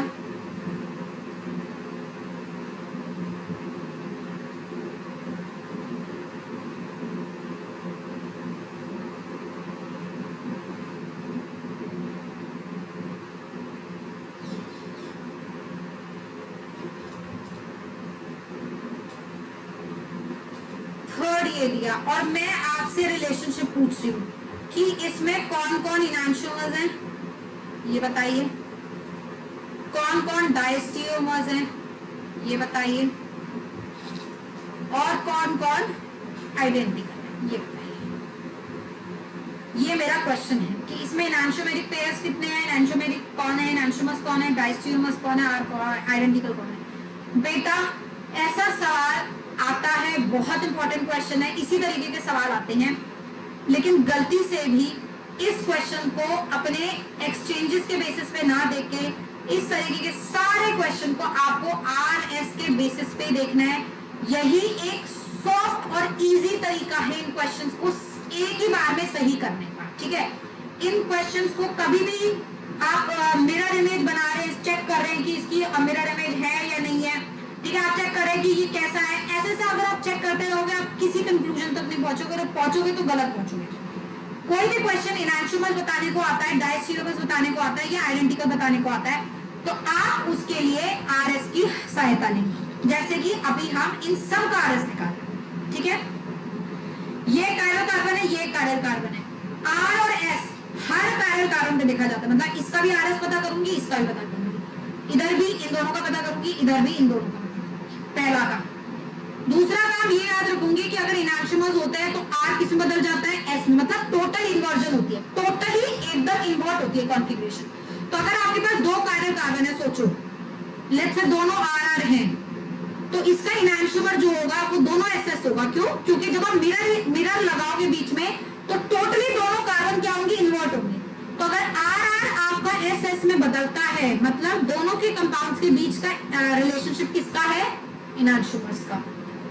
सिमिलरली अगर आपका एक R होता है कायरल कार्बन, दूसरा S होता है, और ये दोनों ही इन्वर्ट होते हैं, R S में बदलता है, S R में बदलता है, तब भी इन दोनों के बीच का रिलेशनशिप किसका होगा, इनैंशियोमर्स का। इनैंशियोमर्स तब होंगे जब आपके दोनों कायरल कार्बन टोटली इन्वर्ट करें, मतलब जो R है वो S बने, जो S है वो R बने, ठीक है। अगर इन्वर्जन किसी एक कायरल पर होते, जैसे देखो यहां से यहां पता चले RR था और RS बना, तो इस कार्बन पे इन्वर्जन नहीं हुई, इधर हुई है, तो ये डायस्टीरियोमर्स होंगे। क्यों? क्योंकि मिरर इमेज सिर्फ वही होता है, जब आप मिरर बनाओगे, एक मिरर इमेजिन करोगे तो दोनों ही कायरल कार्बन इन्वर्ट होंगे। ऐसा कभी नहीं होगा कि एक इन्वर्ट हो, है ना। मिरर में टोटली मिरर इमेज बनती है कंपाउंड की, तो अगर एक इन्वर्ट हो रहा है दूसरा नहीं हो रहा, मतलब वो डायस्टीरियोमर्स है। जैसे कि यहाँ पे भी ये भी डायस्टीरियोमर्स है। अब देखिए डायगोनली अगर चलेंगे तो ये भी डायस्टीरियोमर्स रिलेशनशिप है, और अगर ऐसे भी चलेंगे तो भी ये आप देखेंगे डायस्टीरियोमर्स रिलेशनशिप है। और अगर RR ही रहता है मतलब आइडेंटिकल है, SS ही रहता है मतलब आइडेंटिकल है। तो ये वाली चीज को आपको जो है यहाँ पर अब अप्लाई करना है, ठीक है। देखिए कैसे, एक काम तो ये, दूसरा काम आप इन दो, क्योंकि आपका दो कायरल कार्बन है, अपनी श्रद्धा के अनुसार एक को 1 नंबर दे दो, दूसरे को 2 दे दो, ठीक है। ये कोई IUPAC वाला नंबर नहीं है, अपने हिसाब से करेंगे। तो मैंने सपोज अपने मन के हिसाब से 1 दिया, इसे 2 दिया, ठीक है। मैंने 1 इसे कौन से वाले कार्बन को दिया है, जिसपे CH3H और Cl लगा है, तो यहाँ पे 1 ये होगा, समझ रहे हो, क्योंकि CH3HCl वाला नीचे है और ये अब यहाँ पे 2 होगा, और CH3HCl वाला ये 1 होगा और ये वाला मेरा 2 होगा। दूसरा काम ये करना है, ठीक है। अब तीसरा काम करना है RS। चलो फटाफट RS निकालें। इस वाले पे मैं फर्स्ट वाले कार्बन की बात कर रही हूँ, तो इस पे CH3HCl और ये बड़ा ग्रुप है, तो Cl पे तो फर्स्ट प्रायोरिटी बिना सोचे समझे, बिकॉज Cl का सबसे ज्यादा वो होगा। ऑब्वियसली 4 सबसे छोटा होगा एटॉमिक नंबर में, फोर्थ प्रायोरिटी H को मिलनी है। CH3 और ये, इसमें आपको सोचने की जरूरत नहीं है, इधर Br और Cl लगा हुआ है, बट पहला कार्बन अटैच कार्बन जो था वो मतलब पहला अटैच एटम कार्बन था और इधर पहला अटैच एटम Cl था, तो उसके बेसिस पे इसको फर्स्ट मिला। पहला अटैच एटम कार्बन है, यहाँ पे भी पहला अटैच एटम कार्बन है, बट सेकंड इसमें HH है, उसमें Cl भी आ रहा है, मतलब इस वाले को सेकंड मिलेगा और इस वाले को थर्ड मिलेगा। और आप इवन नंबर ऑफ एक्सचेंजेस करिए ताकि फोर्थ यहाँ आ जाए, तो आप यहीं पे कर दीजिए। लेट्स से 4 मैंने यहाँ ले आई, 2 मैं यहाँ ले आई, सिमिलरली इनको भी तोड़ूंगी तो 3 यहाँ ले आऊंगी। हाँ जी मैम, बस सेकंड थर्ड वाला वापस बता दो एक बार। सेकंड थर्ड, अच्छा वापस बताती हूँ, रुको थोड़ा सा अच्छे से समझाती हूँ। मैंने अटैच्ड एटम के बेसिस पे प्रायोरिटी देखनी है ना। पहला point of difference attached atom होना चाहिए, जैसे ये है कार्बन 1, इस पे यहाँ Cl है, ये पहला अटैच्ड एटम है Cl, यहाँ पहला अटैच्ड, इसके साथ जो ये दूसरा कार्बन जुड़ा है ये अटैच्ड एटम है ना इसका, तो अटैच्ड एटम यहाँ पे कौन है, कार्बन, और ये भी अटैच्ड एटम कार्बन है और यहाँ H है, तो Cl कार्बन और H में से एटॉमिक नंबर Cl का ज्यादा है, किससे 1 बोल दिया। ये कार्बन ये भी कार्बन, लेकिन ये फर्दर H से अटैच है और ये फर्दर Cl और Br और कार्बन से अटैच है, तो एटॉमिक नंबर किसका ज्यादा होगा, इसका होगा सेकंड, तो इसका होगा ये थर्ड बन जाएगा और ये फोर्थ बन जाएगा। Clear? Yes ma'am, yes ma'am clear. तो अब इसी के बेसिस पे जो है हम वो करते हैं एक्सचेंजेस, तो एक्सचेंज कर रही हूँ अब मैं इवन नंबर ऑफ एक्सचेंजेस, तो मैं क्या करती हूँ 4 को नीचे ले आती हूँ, तो ऑब्वियसली 2 यहाँ आ जाएगा, ये 1 एक्सचेंज हुआ, 3 और 1 को एक्सचेंज करूंगी, 3 यहाँ 1 यहाँ, इवन एक्सचेंजेस हो गए। अब सीधा गए 1 से 2 और 2 से 3, और देखिए ये कहाँ पहुंचे आप, S की तरफ, मतलब यहाँ है आपका 1s, ठीक है। सेम चीज आप सेकंड की तरफ करेंगे इस वाले के लिए। यहाँ पे आप देखेंगे ये वाला पूरा तो अटैच एटम कार्बन है, यहाँ कार्बन, यहाँ Br और यहाँ Cl, मतलब सबसे पहला एटॉमिक नंबर किसका होगा Br, तो यहाँ 1, फिर एटॉमिक नंबर Cl का 2, यहाँ अटैच एटम कार्बन, यहाँ भी कार्बन, लेकिन ये कार्बन Cl से अटैच है और ये कार्बन और H से अटैच होगा, है ना, तो थर्ड प्रायोरिटी ये हो जाएगी और फोर्थ प्रायोरिटी ये हो जाएगी। किसी को कोई कंफ्यूजन तो नहीं है?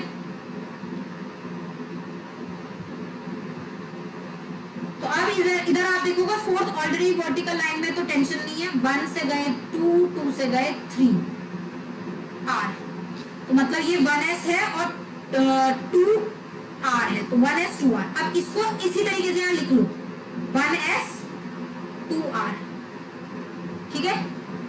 अब यही काम इसके साथ करते हैं, पर इसका भी पहले 1 देखो, है ना, ऐसा नहीं, क्योंकि देखो यही कंफ्यूजन क्रिएट करते हैं एग्जामिनर। हम लोग क्या करेंगे, मोस्टली बच्चे इसको, इस सेकंड वाले को इसके फर्स्ट के साथ चेक करेंगे, ऐसा नहीं करना, जिसको फर्स्ट माना है उसको फर्स्ट ही मानो यहाँ पे भी। तो अब फर्स्ट मेरा ये है, पहले मैं इसकी बात करूं, नीचे वाले की, तो इस पे यहाँ Cl जिसका एटॉमिक नंबर 1 है, ये कार्बन जो कि 3H से अटैच है, ये भी कार्बन बट Br से अटैच है, तो इसका एटॉमिक नंबर 2 हुआ, नीचे वाले का 3 हुआ और ये वाले का 4।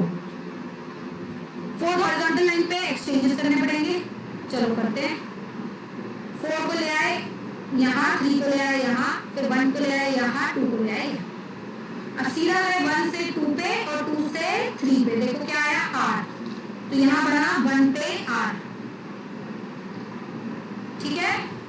अब इस वाले की तरफ चलते हैं, इस वाले की तरफ देखेंगे, सबसे पहले Br फर्स्ट एटॉमिक नंबर 1 आएगा, प्रायोरिटी 1, फिर Cl की प्रायोरिटी 2 ऑब्वियसली, फिर इसकी प्रायोरिटी 3 ऑब्वियसली, इसका 4।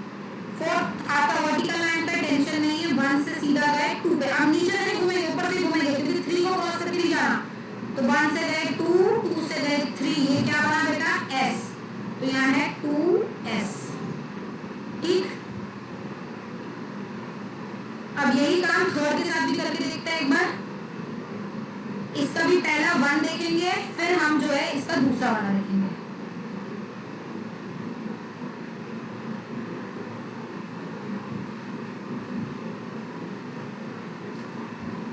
चलिए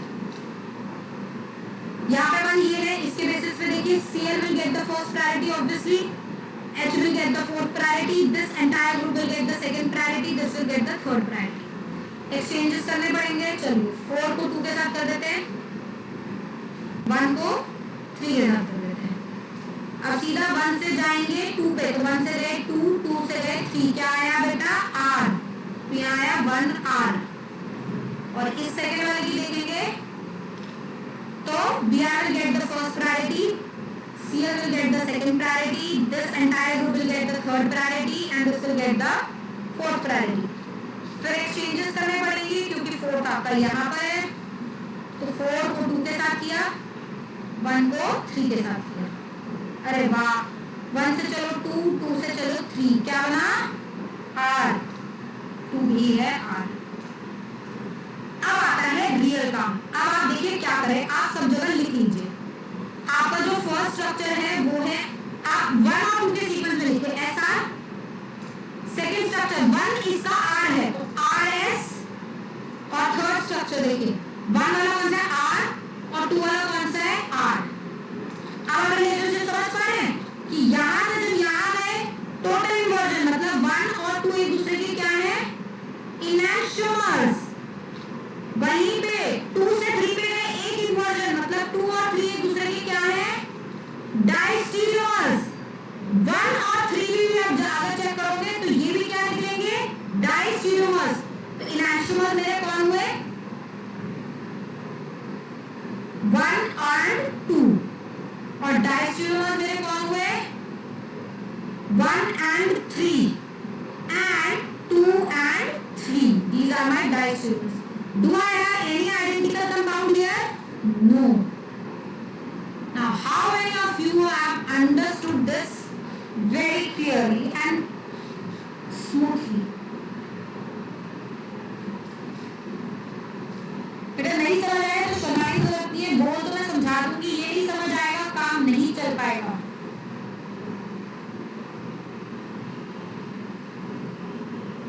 एक्सक्यूज मी मैम, एक बार फिर लास्ट वाला समझा दें। लास्ट वाला का आरएस बताऊं या ये इनैक्शोमर्स डायस्टीरियोमर्स बताऊं?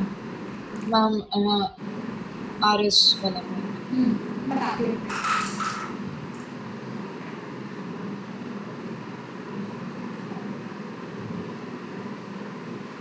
देखो लास्ट वाले में, इस वाले में यहाँ पे फर्स्ट कार्बन ये है तो इसके लिए सबसे ज्यादा प्रायोरिटी किसकी होगी Cl की होगी ऑफ कोर्स। क्यों? क्योंकि Cl मेरा हायर एटॉमिक नंबर रखा है तो 1 ये हो गया। ये पूरा ग्रुप सेकंड प्रायोरिटी का बन जाएगा। क्यों? क्योंकि इसमें कार्बन है जो कि फर्दर Br और Cl से अटैच है तो ये सेकंड हो गया। ये वाला फोर्थ हो गया, H तो ऑफ कोर्स फोर्थ होता है तो ये थर्ड हो गया। फिर मैंने इवन नंबर ऑफ एक्सचेंजेस कर दिए, 1 को 2 को 4 के साथ एक्सचेंज करा, 1 को 3 के साथ एक्सचेंज किया, और फिर मैं 1 से गई सीधा 2 पे, 2 से गई सीधा 3 पे, तो 1 2 3 मेरा R बन गया। ठीक है दुश्मन? Yes ma'am. ठीक है, वैसे ही मैंने सेकंड वाला निकाला, Br को फर्स्ट प्रायोरिटी दी, Cl को सेकंड प्रायोरिटी दी, इस पूरे ग्रुप को थर्ड प्रायोरिटी दी, इसको फोर्थ दी, और फिर से मैंने यहाँ पे इवन एक्सचेंजेस करे, 4 को 2 के साथ, 1 को 3 के साथ, और फिर घुमाया तो ये मेरा निकल गया R।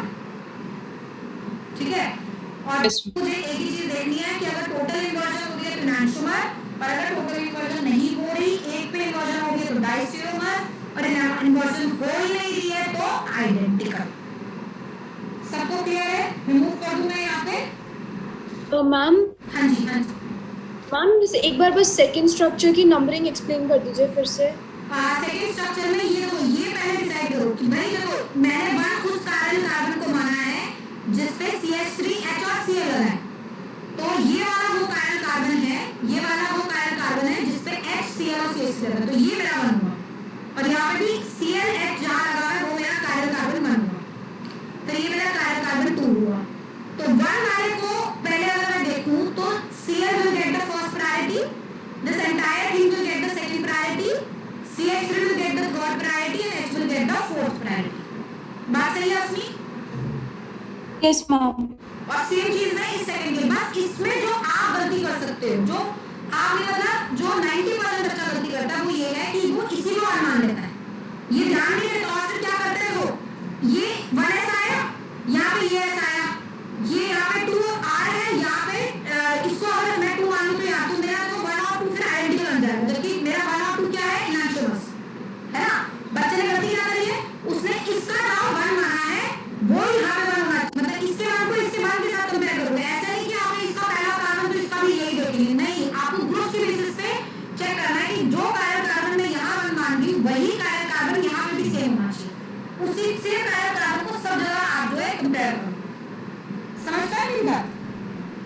Yes ma'am, yes ma'am. ठीक है, मैं रब कर दूं।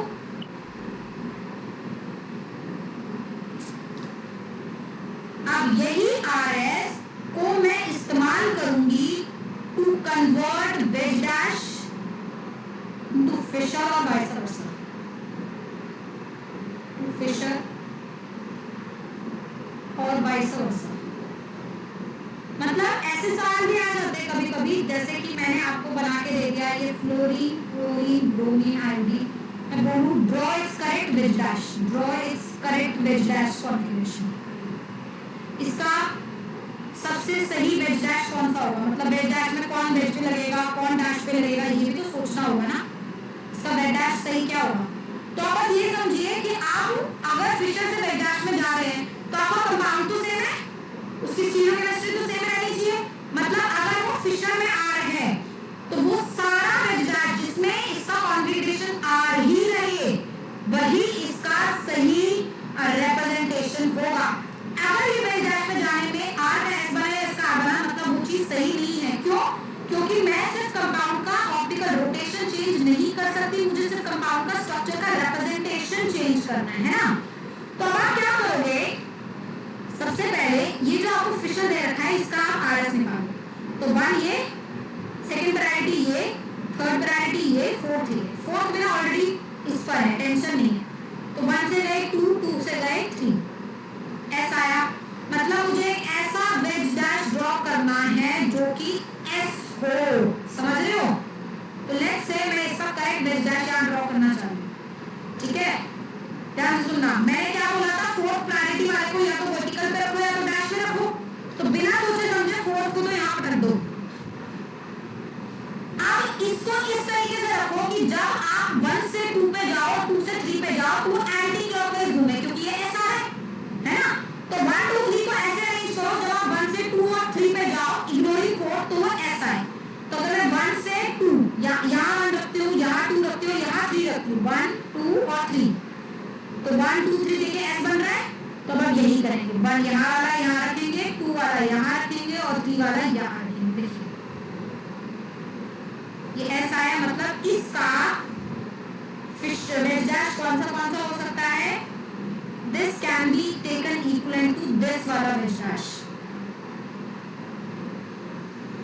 क्योंकि इन दोनों में कॉन्फ़िगरेशन क्या है, S और S दोनों SS है।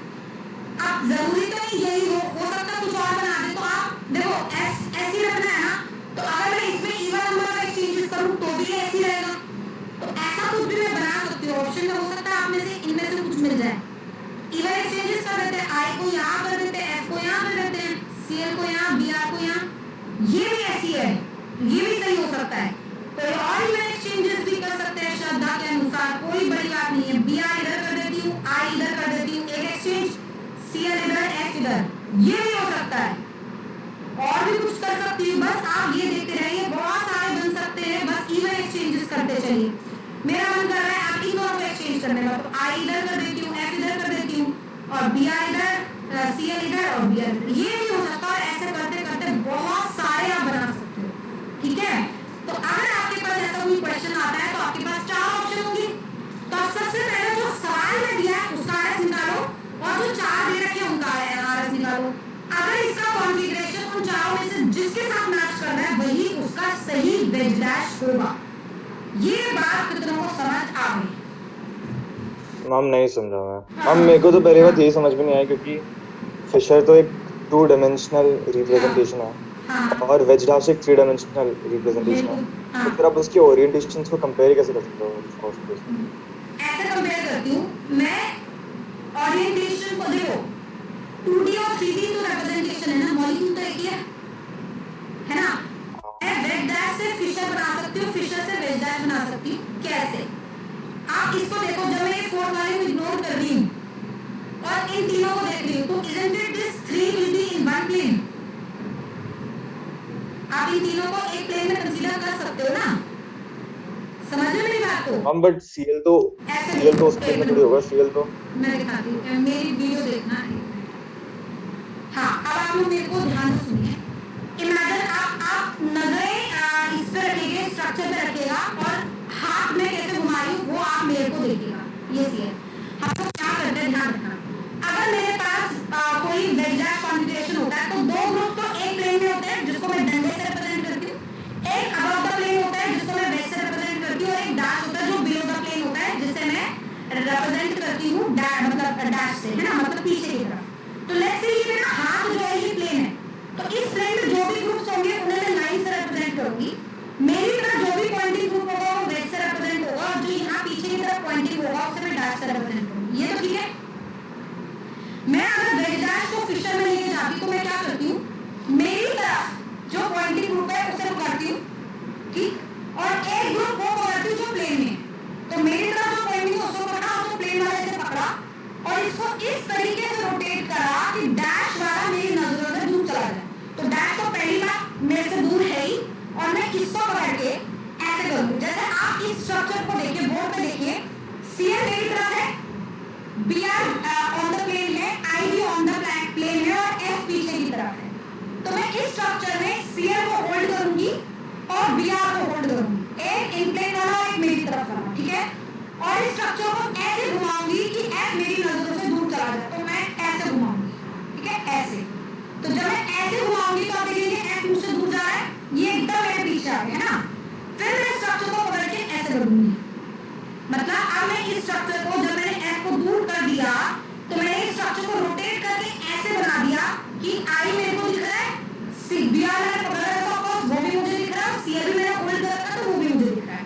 बस मुझे एक ही नहीं दिख रहा, कौन? फ्लोरीन, क्योंकि वो पीछे चला गया। अब मैं इसको ऐसे देखूंगी, उल्टे की तरफ उल्टा रखूंगी और ऊपर से देखूंगी।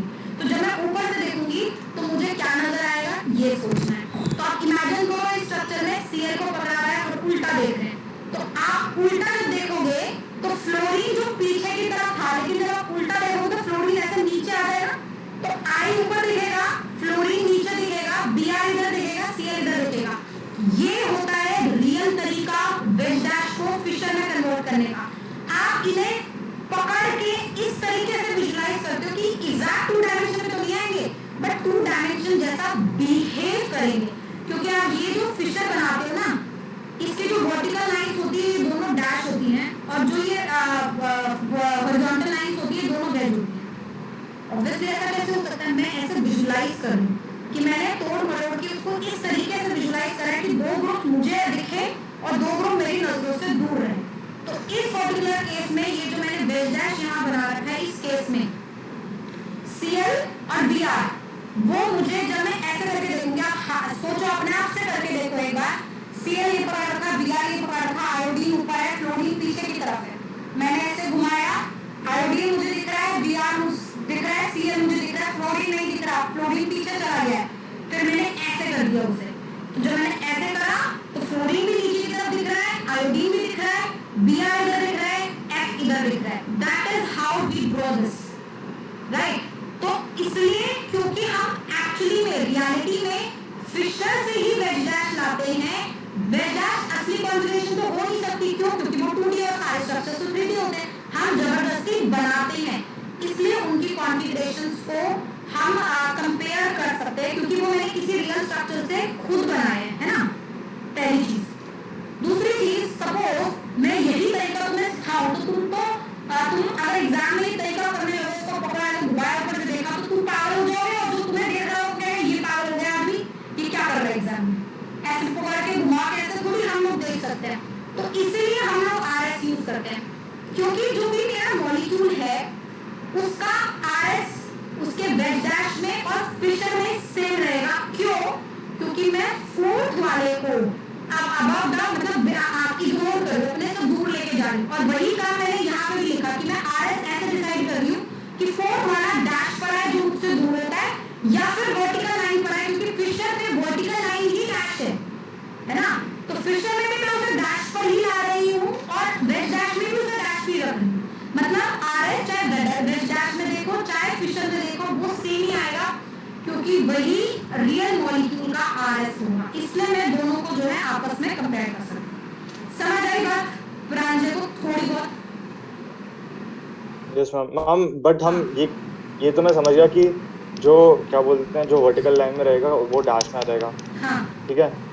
बट उसके ऑपोजिट मतलब जो उसके ऑपोजिट वाला है, मतलब फिर हम वेज का कैसे पता करेंगे कि वेज में उसका जो एडजेसेंट है वो आएगा? नहीं, जब मैंने देखो वेज को पकड़ा और ऐसे घुमाया और ऊपर से देखा, मैंने जबरदस्ती वेज को जो है ना हॉरिजॉन्टल में ले आई ना। ऐसा सपोज ये सीएल मैंने अपनी तरफ पकड़ रखा और ये बीआर इधर है मेरे पास, और मैंने ऐसे किया और ऐसे देखा ऐसे, तो मेरा ये जो सीएल है राइट हैंड वाला वो मेरा हॉरिजॉन्टल लाइन पे नहीं हो गया, और हॉरिजॉन्टल लाइन की वेज है ना।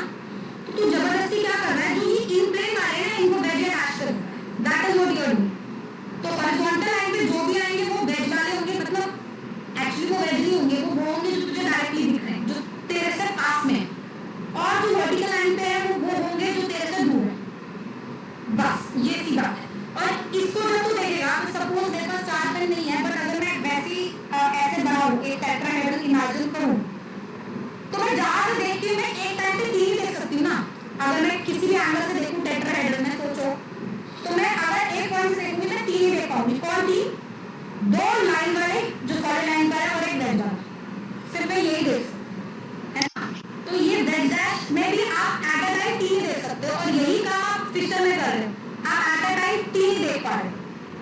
चौथे को कि वो नहीं है, and that is what we are doing. Fourth को हम इमेजिन कर रहे हैं कि वो नहीं है, ठीक है। तो आप क्या क्वेश्चन क्या पूछ रहा था तू?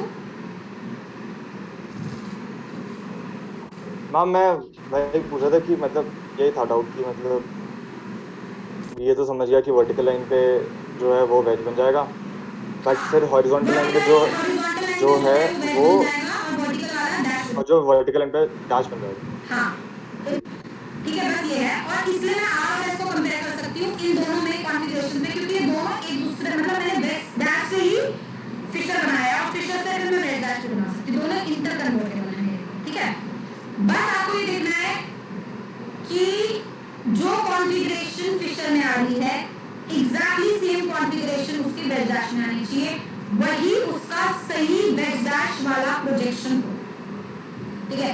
क्योंकि कॉन्फ़िगरेशन चेंज नहीं होनी चाहिए। आप जैसे आप वो नहीं बनाते कॉन्फॉर्मेशन न्यूमैन प्रोजेक्शन और फॉरवर्ड प्रोजेक्शन, है ना, उस पर आप करते क्या होता है, व्यू पॉइंट बदलते हो ना। जब आप न्यूमैन बनाते हो तो आप कार्बन कार्बन बॉन्ड के अराउंड देखते हो, कार्बन कार्बन बॉन्ड आप नहीं देखते, उसकी जगह आप डॉट ही लगा देते हो खाली, क्योंकि आप उसी अराउंड देख रहे हो, और फॉरवर्ड में कार्बन कार्बन देख पाते हो।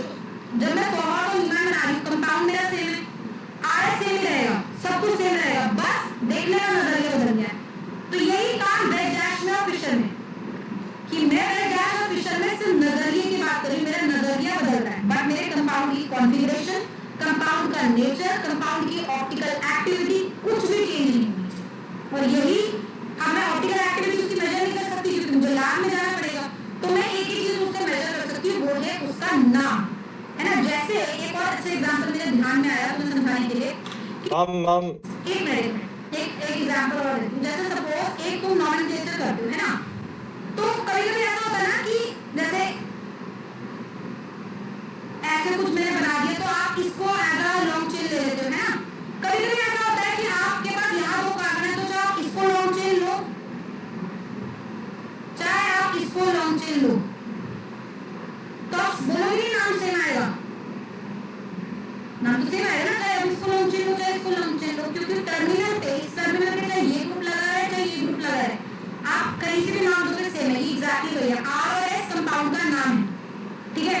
तो अगर आप व्यू पॉइंट चेंज कर रहे हो तो उसका नाम नहीं बदलना चाहिए। जो फिशर में आर है वो वेज डैश में आर ही रहना चाहिए, जो फिशर में एस है वो वेज डैश में एस रहना चाहिए, ठीक। अब बोलो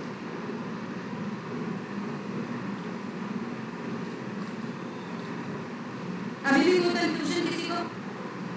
मैम ये जो आपने यहाँ पे क्या बोलते हैं ये वाला बनाया है जिसमें BR है और फिर F को आपने वेज में बनाया है और CL को आपने डैश में बनाया है, हाँ ये तो वाला, इसमें क्या हो रहा है? ये वाला ना, मैम जो बोर्ड के बिल्कुल राइट में है। ये वाला। यस मैम ये वाला। हाँ इसमें क्या किया मैंने, यहाँ से यहाँ इवन एक्सचेंजेस करे, इन दोनों को एक्सचेंज किया और इन दोनों को एक्सचेंज किया। तो I को इधर कर दिया, F को इधर कर दिया और BR को इधर कर दिया, CL को इधर कर दिया। मतलब मैं कोई एक अपनी मर्जी से बना लेती हूँ और उसके बाद इवन नंबर ऑफ एक्सचेंजेस करके कितने भी बना लूँ सब ऐसे ही रहेंगे। तो इन चारों में से कोई भी ठीक है सकता है ना, समझ गए आप? समझ गए। और किसी को कोई कंफ्यूजन या चले आगे? चलो बहुत बढ़िया।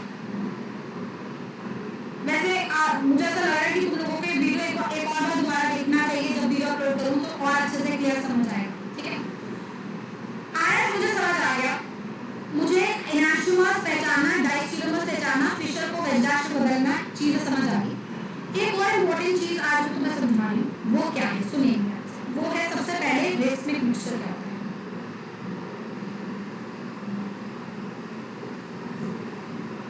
जैसे मैंने आपको बोला एनान्टोमर्स है मेरे पास, जैसे फ्लोरीन, क्लोरीन, ब्रोमीन, आर्गन, ये है। इसका एक मिरर इमेज बना रही हूँ यहाँ पे। ये Br हुआ, ये Cl हुआ, ये F हुआ, ये I हुआ। ये दोनों मेरे क्या बने, एनान्टोमर्स। एनान्टोमर्स में मैंने आपको क्या बोला था कि अगर एक डेक्स्ट्रो होगा तो दूसरा लिगो होगा। तो लेट्स से ये डेक्स्ट्रो, ये लिगो, ठीक है। मैंने एक सोल्यूशन बनाया जिस सोल्यूशन में मैंने इस कंपाउंड का 50% तो डेक्स्ट्रो ले लिया और 50% क्या ले लिया, लिगो ले लिया, ठीक है। या फिर अगर ये लेट्स से आप इसका नॉमेनक्लेचर करके देख लो, ये आपका 1 2 3 4, तो 1 2 और 3 करेंगे तो ये मेरा आएगा S, तो ये ऑब्वियसली मेरा हो गया R। तो आप इसको या तो ये भी बोल सकते हो कि एक ही कंपाउंड के 50% R कॉन्फ़िगरेशन अगर मैं ले रही हूँ और उसी का 50% मैं S कॉन्फ़िगरेशन ले रही हूँ और इस सॉल्यूशन से अगर मैं प्लेन पोलराइज्ड लाइट पास करूँ तो वो रोटेट नहीं होगी, नो रोटेशन। क्यों? क्योंकि अगर ये इसको राइट हैंड साइड रोटेट करेगा, जितने अमाउंट से ये राइट हैंड साइड रोटेट करेगा उतने अमाउंट से ये उस लाइट को लेफ्ट हैंड साइड रोटेट कर देगा। क्यों? क्योंकि अगर एक डेक्स्ट्रो है तो दूसरा लिगो है, जो लाइट मुझे सॉल्यूशन के बाहर से आने में मिलेगी उसके अंदर कोई रोटेशन नहीं होगा। तो ऐसे कंपाउंड्स अगर मैं इस मिक्सचर की बात करूं, देखिए इंडिविजुअली ये दोनों कंपाउंड ऑप्टिकली एक्टिव है, लेकिन ये जो मिक्सचर इनसे मिलकर बना, ये मिक्सचर मेरा ऑप्टिकली इनएक्टिव हो गया। मिक्सचर इज ऑप्टिकली इनएक्टिव और इसी मिक्सचर को हम लोग क्या बोलते हैं, रेसमिक मिक्सचर। तो रेसमिक मिक्सचर कौन होता है, रेसमिक मिक्सचर होता है इक्विपोलर मिक्सचर ऑफ टू एनान्टोमर्स। तो racemic mixture is equimolar mixture of two enantiomers, and of course racemic mixture is optically inactive. ये कंपाउंड मेरा ऑप्टिकली इनएक्टिव होता है। क्यों optically inactive? Because of external compulsion. आपने एक्सटर्नली जबरदस्ती बाहर से इस कॉम्पोजिशन में मिक्स किया है कि वो इनएक्टिव बन रहा है। बिकॉज ऑफ एक्सटर्नल कंपल्शन मेरा कंपाउंड ऑप्टिकली इनएक्टिव होगा। ये बात सबको समझ आई? रेसमिक मिक्सचर सबको समझ आ गया है ना? अब मैं इससे रिलेटेड एक बहुत इंपॉर्टेंट चीज आपको बता दूं, इसको हटा दूं। Yes ma'am. आपको याद है बहुत देर से मैं एक चीज बोल रही थी कि प्रेजेंस ऑफ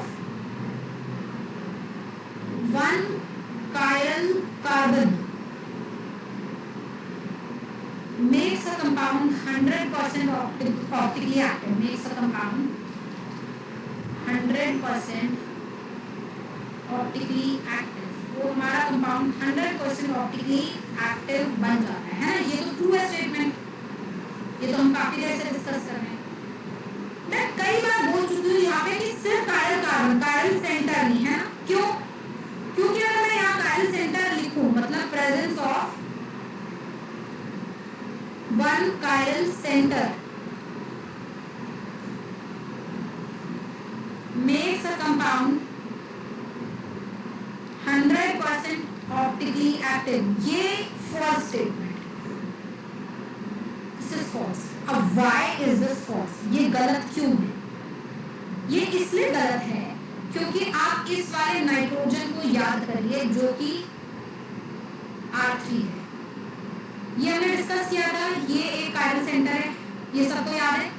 कायरल सेंटर एक ऐसा सेंटर होता है जो 4 डिफरेंट ग्रुप्स है आइसो, और जो सेंट्रल एटम वो sp3 हाइब्रिड आइसो, जैसे कि इस केस में है ना। बट अगर आप इसे देखोगे कायरल सेंटर है, 4 डिफरेंट ग्रुप्स भी अटैच है, बट फिर भी ये वाला जो कंपाउंड है ये ऑप्टिकली इनएक्टिव होता है। तो अब मुझे ये बताना है कि ऑप्टिकली इनएक्टिव क्यों होता है, व्हाई? क्योंकि स्पेसिफिकली इस तरीके के कंपाउंड्स में एक फिनोमेना वर्क करता है, वो होता है अमीन फ्लिपिंग। ये मेरे लिए बहुत इंपॉर्टेंट है। अमीन फ्लिपिंग क्या होता है? जैसे अभी बारिश हो रही थी और बहुत तेज हवा चल रही थी, है ना, तो सपोज इस हवा में हम अम्ब्रेला लेके जाए और हवा की वजह से अम्ब्रेला मेरा फ्लिप हो जाए, तो मेरा अम्ब्रेला अगर लेट्स से, ड्राइंग मेरी बहुत गंदी है but I am just trying कि अगर इस तरीके से मेरा कुछ अम्ब्रेला है तो वो इस तरीके से है, जब वो फ्लिप करेगा तो वो कैसे हो जाएगा, समझो लाइक दिस, है ना, एकदम अपना 360 डिग्री पे रोटेट होता है, ये मेरा अमीन फ्लिपिंग होता है। और ये इधर इस केस में एग्जिस्ट करता है। अब क्या होता है इस केस में समझिए, और इसका रीजन क्या है। भाई हमें ये पता है nitrogen has a small size, nitrogen third period का एलिमेंट है, सेकंड पीरियड का एलिमेंट है, उसका साइज छोटा है, ठीक है। और आप लोगों ने ये चीज डिस्कस करी होगी जब आपने वो करा होगा, मतलब आपने शायद पढ़ाई करी हो केमिकल बॉन्डिंग या उसकी। तो हम लोग ये बोलते हैं जैसे NH3 है, PH3 है, आर्सेनिक H3 है, लाइक दिस। इन सब में जब मैं डाउन द ग्रुप जाती हूँ मेरी लुईस बेसिसिटी डिक्रीज करती है, मतलब अमोनिया जो है मेरे स्ट्रॉन्गर लुईस बेस है। ऐसा क्यों होता है? स्ट्रॉन्गर बेस क्यों होता है आपको ये समझना है, हमेशा याद रखना है केमिस्ट्री में जो लोन पेयर होता है ये एक स्पॉइल्ड चाइल्ड होता है, मतलब बिगड़ा हुआ बच्चा जिसको कोई संभाल नहीं सकता। तो अगर आपका बच्चा बिगड़ा हुआ है तो आप उसे ज्यादा फ्रीडम देंगे या उसे बांध के रखेंगे, है ना, क्योंकि अगर आपका बच्चा बिगड़ा हुआ है और उसे फ्रीडम देंगे तो वो और बिगड़ेगा ही, वो सुधरेगा नहीं, है ना। यही चीज यहाँ है, नाइट्रोजन का साइज है छोटा और लोन पेयर है बिगड़ा हुआ बच्चा, मतलब उसको जितना ज्यादा स्पेस मिलेगा वो उतना इधर उधर घूम के रिपल्शन क्रिएट करेगा। That is what we are trying to say है। तो जितना बड़ा साइज, आप ये नहीं सोचेंगे जितना बड़ा साइज है उससे तो नाइट्रोजन उससे लोन पेयर को फायदा मिलेगा, लोन पेयर को फायदा नहीं मिलेगा, लोन पेयर और रिपल्शन क्रिएट करेगा। क्यों? क्योंकि वो बिगड़ा हुआ बच्चा है। तो अगर यहाँ पे इन सारी केसेस में यही फिनोमिना लगाया जाए तो ये जो लोन पेयर यहाँ पर है वो कम रिपल्शन क्रिएट करेगा, मतलब वो अपनी जगह स्ट्रिक्ट रहेगा, अपनी जगह उसको जगह नहीं मिलेगी, स्पेस नहीं मिलेगा और इसलिए वो डोनेट हो जाएगा। क्यों? क्योंकि लोन पेयर की वजह से किसी मॉलिक्यूल के अंदर जो है एक तरीके से अनस्टेबिलिटी आ रही है, ठीक है, लोन पेयर उसको परेशान कर रहा है तो जल्दी से डोनेट कर देगा। लोन पेयर घूम घूम के रिपल्शन भी क्रिएट नहीं कर रहा, मतलब अपना नेगेटिव चार्ज पूरा इस छोटे से एटम पे उसने रखा हुआ। यही रीजन है फ्लिपिंग का। Nitrogen because has a small size and high charge density due to lone pair,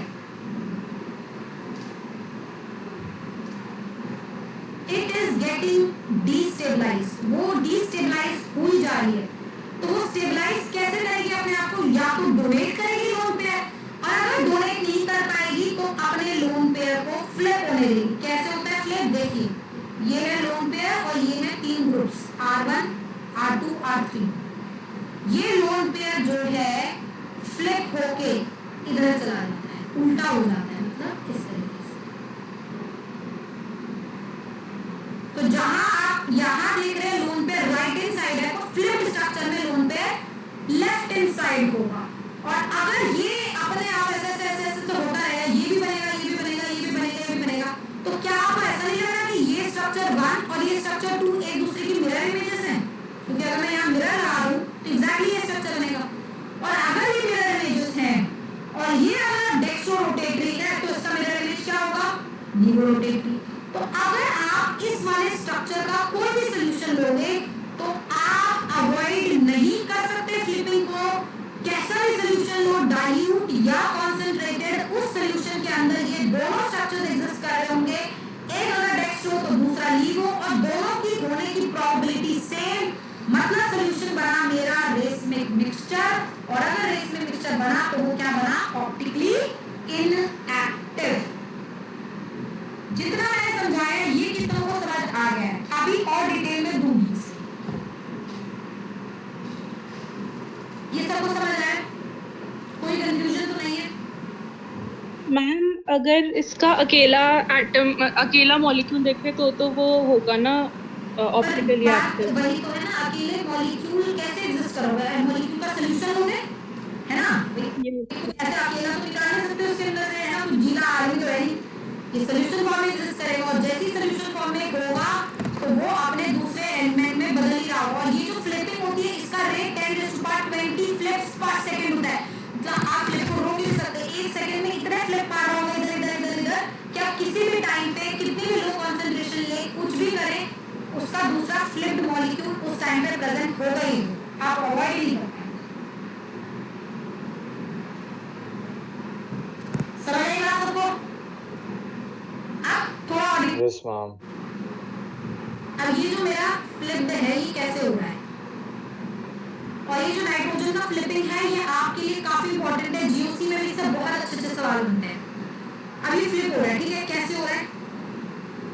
ये इसकी मिरर इमेज को बदल रहा है, पर ये ऐसे बन कैसे रहा है उसको मैं समझाती हूँ। ये जब वन स्ट्रक्चर से टू स्ट्रक्चर जाता है तो एक ट्रांजिशन स्टेट बनती है बीच में जो कि प्लेनर होती है, जिसमें ये लोन पेयर पी ऑर्बिटल में चला जाता है और R1 R2 R3 ऐसे एग्जिस्ट करते हैं। ये ट्रांजिशन स्टेट में ही क्या होती है? प्लेनर। तो मतलब ये यहाँ से यहाँ जाता है और फिर यहाँ से यहाँ जाता है। तो आप इसको ऐसे समझिए, अगर आप नाइट्रोजन की बात करते हैं 1s2 2s2 2p3 इसकी कॉन्फ़िगरेशन होती है। हाइब्रिडाइजेशन अगर आपको sp3 कराना है तो आपने बैलेंस शेल लिया, आपने करा दी हाइब्रिडाइजेशन sp3, तो हम नोटिस करेंगे 3 हाइब्रिड ऑर्बिटल जो बनेंगे वो होंगे कुछ इस प्रकार। 3 हाइब्रिड ऑर्बिटल बनेंगे, उसमें से एक हाइब्रिड ऑर्बिटल लोन पेयर रख रहा होगा, एक 3 इलेक्ट्रॉन ऐसे रख रहे होंगे, और यहाँ पे आके वो R ग्रुप जो है लग रहे होंगे, H लग रहे होंगे, यही हुआ होगा। तो इसका मतलब ये जो लोन पेयर यहाँ हाइब्रिड ऑर्बिटल में, यहाँ पे भी लोन पेयर हाइब्रिड ऑर्बिटल में, तो ये पहले क्या करता है? जो लोन पेयर हाइब्रिड ऑर्बिटल में है ये पहले p ऑर्बिटल में जाता है, हाइब्रिडाइजेशन को sp2 में रिड्यूस करता है, प्लेनर बनाता है, और वापस से हाइब्रिड ऑर्बिटल में चला जाता है। इस तरीके से जो ये फ्लिपिंग होती है स्ट्रक्चर, ठीक है? और एक बात तो यही सोच लो, हालांकि फ्लिप से भी आपको समझ आ रहा है कि रेसमिक मिक्सचर बन रहा है, बट ट्रांजिशन स्टेट में जो इसकी प्लेनर है और प्लेनर कंपाउंड तो कभी भी ऑप्टिकली एक्टिव नहीं होंगे। तो अगर ये कोई इंटरमीडिएट स्टेट में भी होगा तो उसकी इंटरमीडिएट स्टेट भी ऑप्टिकली एक्टिव नहीं होगी, है ना? क्योंकि ये पहला कंपाउंड खाली ऑप्टिकली एक्टिव है, ये भी ऑप्टिकली एक्टिव है, लेकिन ये इतनी जल्दी कन्वर्ट हो रहा है वो भी इनएक्टिव ट्रांजिशन स्टेट के थ्रू, और किसी भी पर्टिकुलर टाइम पे दोनों की होने की प्रोबेबिलिटी 50-50% होती है। मेरा कंपाउंड का जो भी अमोनिया का सॉल्यूशन है या सब्स्टिट्यूटेड अमोनिया का सॉल्यूशन है वो रेसमिक मिक्सचर बन जाता है, या फिर मैं बोल सकती हूँ एक तरीके से नॉन रिजॉल्वेबल सॉल्यूशन बन जाता है, जिसको मैं रिजॉल्व नहीं कर पाती, मतलब एक एनर्जी बॉन्ड उसमें से निकाल नहीं पाती। और ये क्यों होता है? Due to flipping. और इस कारण से ये वाला मेरा जो कंपाउंड है वो ऑप्टिकली इनएक्टिव होता है। तो अगर मैं ये स्टेटमेंट जो मैं बोल रही थी पहले की presence of one chiral centre makes a compound 100% optically active, ये गलत है। क्यों? क्योंकि अमीन फ्लिपिंग में एक कायरल सेंटर है, सब्स्टिट्यूटेड है प्रॉपर्ली, लेकिन फिर भी ऑप्टिकली इनएक्टिव है क्योंकि अमीन फ्लिपिंग। समझ आई बात? तो अब एक चीज तो ये हो गई। दूसरी चीज दिमाग में ये आ सकता है कि मैं फ्लिपिंग और कहाँ होगी, तो फ्लिपिंग होने के लिए फ्लिपिंग कंडीशन सबसे पहली कंडीशन ये है कि सेंट्रल एटम का हाइब्रिडाइजेशन sp3 होना चाहिए, सेंट्रल एटम सेकंड पीरियड का होना चाहिए, should be of second period, मतलब नाइट्रोजन, ऑक्सीजन, फ्लोरीन, कार्बन, ऐसा कुछ, और and should have only one lone pair, और एक ही लोन पेयर होना चाहिए। अब कार्बन पे एक लोन पेयर और 3 ग्रुप्स, ये पॉसिबल है कार्बन एनाइन टाइप, तो वो फ्लिप कर सकता है। नाइट्रोजन पे एक lone pair 3 different group flip करेगा। ऑक्सीजन और फ्लोरीन पे तो ऐसा बहुत ही कम है, तो कौन सा स्ट्रक्चर देखा होगा आपने ऑक्सीजन पे जिसमें एक लोन पेयर होता है, वाटर या कुछ और हो तो उसमें 2 लोन पेयर होते हैं, है ना। तो इनके चांसेस कंपाउंड बनाने के बहुत कम है। तो या तो कार्बन जो कि इस तरीके से है लोन पेयर रखता है, लेकिन हालांकि ये कंपाउंड भी बहुत ज्यादा स्टेबल नहीं होते, बट कार्बन एनाइन टाइप अगर कुछ बनता है तो ये ऑप्टिकली इनएक्टिव होते हैं, या फिर नाइट्रोजन का जिसमें एक लोन पेयर और 3 ग्रुप्स है, ये ऑप्टिकली इनएक्टिव होंगी, क्योंकि इन सब के अंदर क्या एग्जिस्ट कर रही होगी, फ्लिपिंग। क्लियर हुई बात, कोई दिक्कत? चले आगे।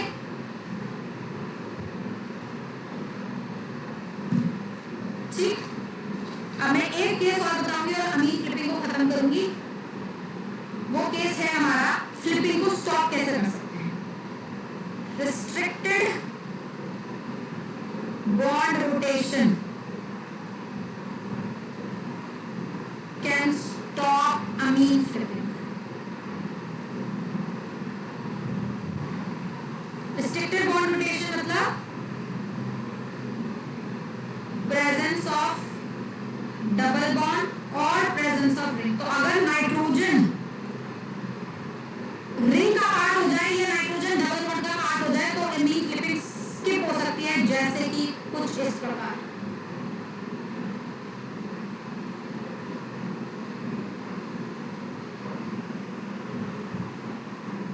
No flipping. Why? Because nitrogen is a part of a ring. जैसे कि ये देखिए ऐसा कुछ। No flipping. Why? Because nitrogen is a part of a ring again. तो अगर नाइट्रोजन किसी भी रिस्ट्रिक्टेड बॉन्ड रोटेशन का पार्ट हो जाए तो फ्लिपिंग नहीं होगी। हाँ, बट अगर ऐसा कुछ है, ये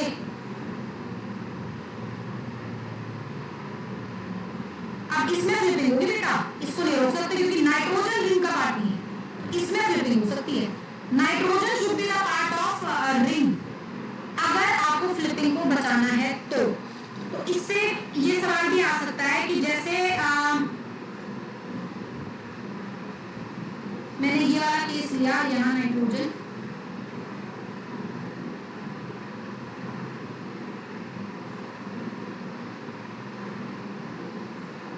इन दोनों में से कौन सबसे स्ट्रॉन्गर बेस होगा, स्ट्रॉन्गर बेस मुझे बताना है। तो इन दोनों में से आप फ्लिपिंग का कॉन्सेप्ट से बेसिसिटी बताएंगे कि भाई ये वाला काफी स्ट्रॉन्गर बेस है इसके हिसाब से। क्यों? क्योंकि इसमें लोन पेयर क्या फिक्स नहीं है, घूम रहा है, फ्लिप कर रहा है। और बेसिसिटी आप कैसे देखते हैं, आपने जीओसी में पढ़ा है कि बेसिसिटी देखते हैं on the basis of Lewis base, और लुईस बेस वो होता है जो इजीली इलेक्ट्रॉन डोनेट कर सके। Electron should be donated easily,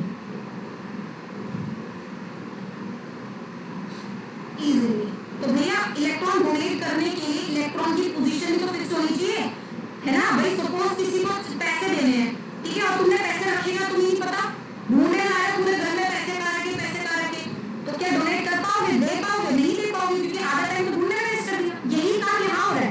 nitrogen में लोन पेयर है, कोई शुक नहीं है, लेकिन लोन पेयर की पोजीशन क्या है, लोन पेयर sp3 में sp2 में कौन सा स्ट्रक्चर इसका सही है, हम आइसोलेट नहीं कर पा रहे क्योंकि वो फ्लिप हो रहा है।